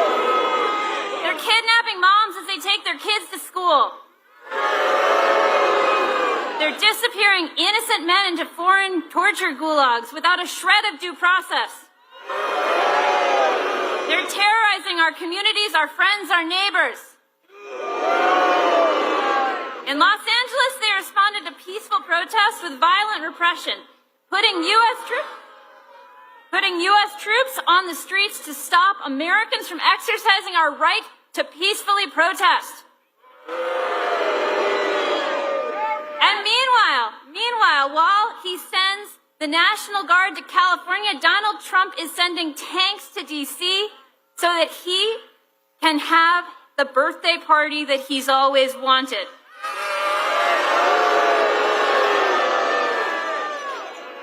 $45 million for this birthday parade. Did anyone ask for this? Meanwhile, they are telling us that there is no money for Social Security.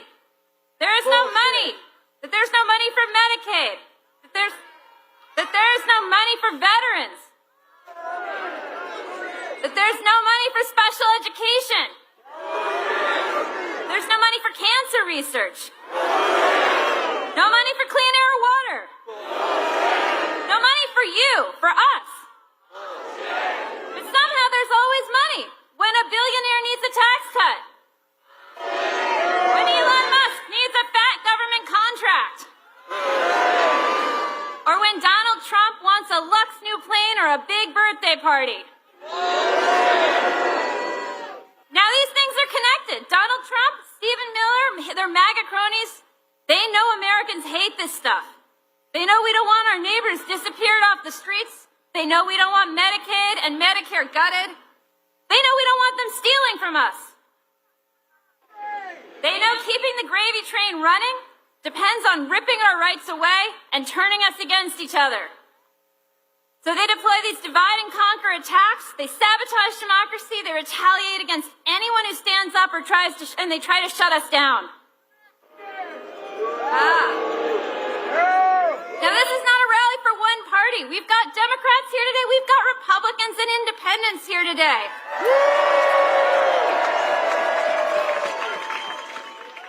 We're looking to the leaders who will fight for us, because even today there are folks among the Democratic Party who think we should roll over and play dead. Anyone seen John Fetterman here today?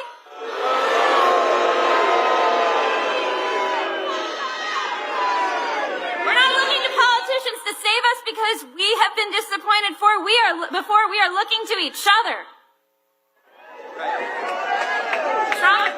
Trump wants to look strong today with his guns and his tanks and his threats. He wants you to think that he is a king and America belongs to him. He wants you to think resistance is pointless. But we're here because we know true power is not staged on the streets of D.C. It lies with the people. And there are millions. And today there are millions and millions of us standing up and calling his bluff, because we know that courage is contagious and that as we step forward, more will step forward with us. So I need you to tell me, do we have kings in America? No. Do we bow to billionaires in America? No. Whose country is it? That's right. Leah Greenberg, everybody. Co-executive director of Indivisible, and my spouse. I'm a lucky guy. Let me start by saying something. Happy Flag Day, everybody. Can I see the flags? I want to tell you a story. 250 years ago, today, a ragtag army came together to beat back a mad king. And they had to ask themselves one simple question. How many kings? How many kings? But it wasn't as easy as a chant, y'all. 2 years after that army formed, 2 years, we were losing to the king. We were suffering defeats. Morale was low. The dream of freedom was slipping away. And yet, during that dark moment, when it looked like we weren't going to win, on this very day, in this very city, 248 years ago, there was a Continental Congress that adopted this flag. Did you all know that? That's why today is Flag Day, y'all. It was defiant. It was bold. It was a signal of hope in the face of despair. They believe now, as we believe now. As Leah said, courage is contagious. They raised the flag not just as a symbol of a nation, but as a resistance to tyranny. That's what that flag stands for. And when they did that, you'll never guess what happened next. We beat the bastards. We won. Whose flag? Whose flag? The story didn't stop there, y'all. This flag became the flag of the abolitionists. The Union soldiers carried this flag into battle to crush a rebellion built on white supremacy and bondage. This was the flag of the D-Day soldiers, black, white, immigrant, native, who crossed oceans in order to crush fascism and liberate Europe.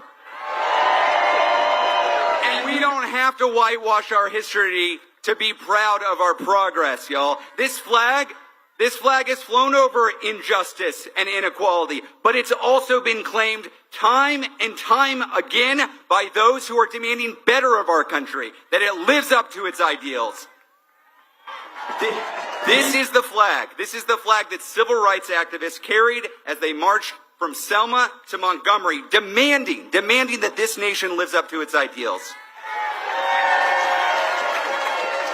Liberty and justice for all. Liberty and justice for all. Liberty and justice for all. Liberty and justice for all. We fly this flag together with our pride flags, our Black Lives Matter flags, our Mexican flags, our flags of heritage, because e pluribus unum, out of many one nation, indivisible. A few years after this flag was adopted, in this very city, yet again, it seems like Philly's important to this story.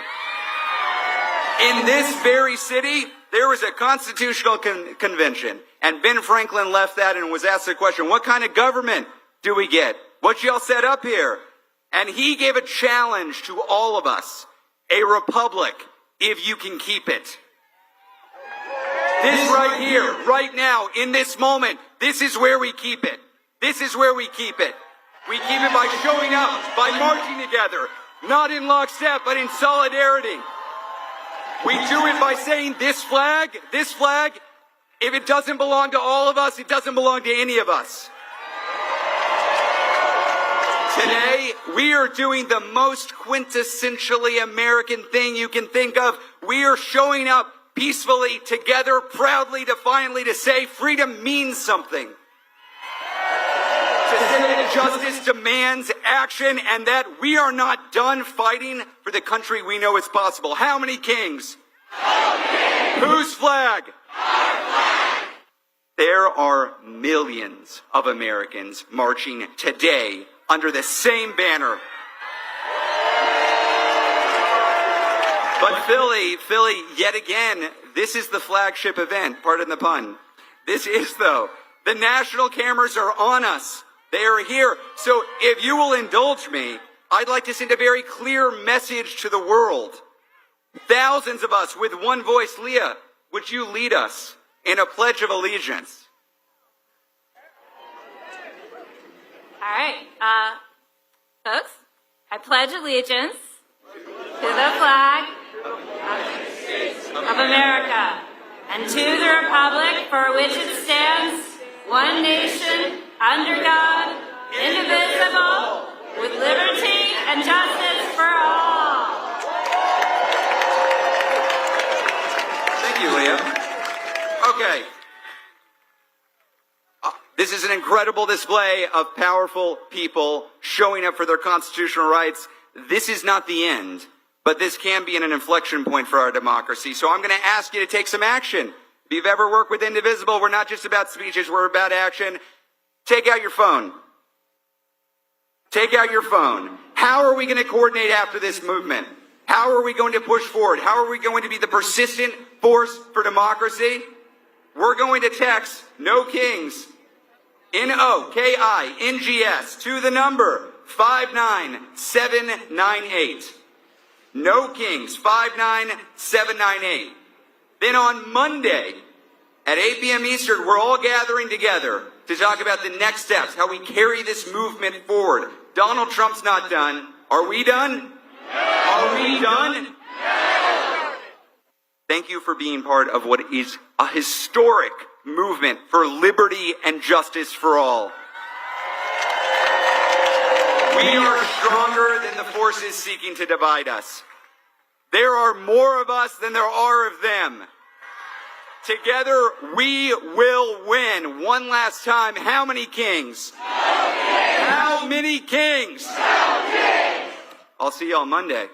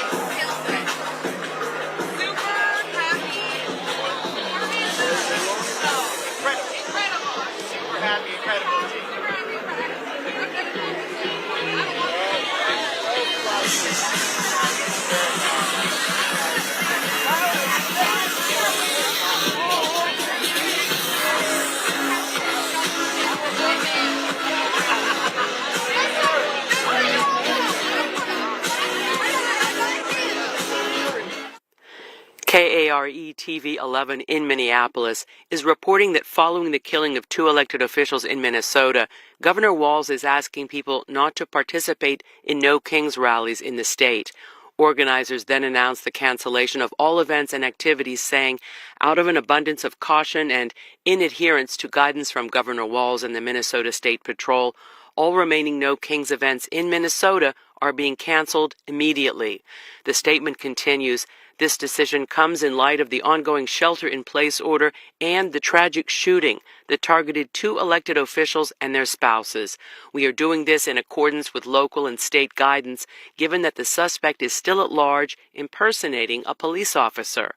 Our hearts are with the victims, their families, and the communities shaken by this violence.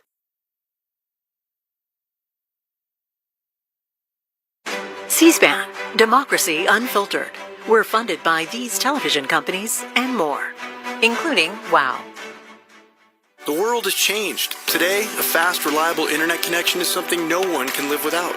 So WOW is there for our customers with speed, reliability, value, and choice. Now more than ever, it all starts with great internet. WOW.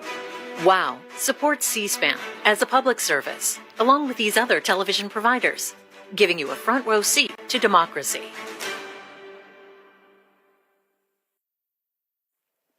Today, the U.S. Army marks its 250th anniversary with a parade near the National Mall in Washington, D.C., featuring Army equipment, flyovers, and nearly 7,000 soldiers in uniforms from past and present. C-SPAN's live coverage begins at 6 p.m. Eastern with a look at the Army's history, along with sights and sounds from key points around the parade route. The parade itself begins at around 6:30 p.m. Eastern, followed by an enlistment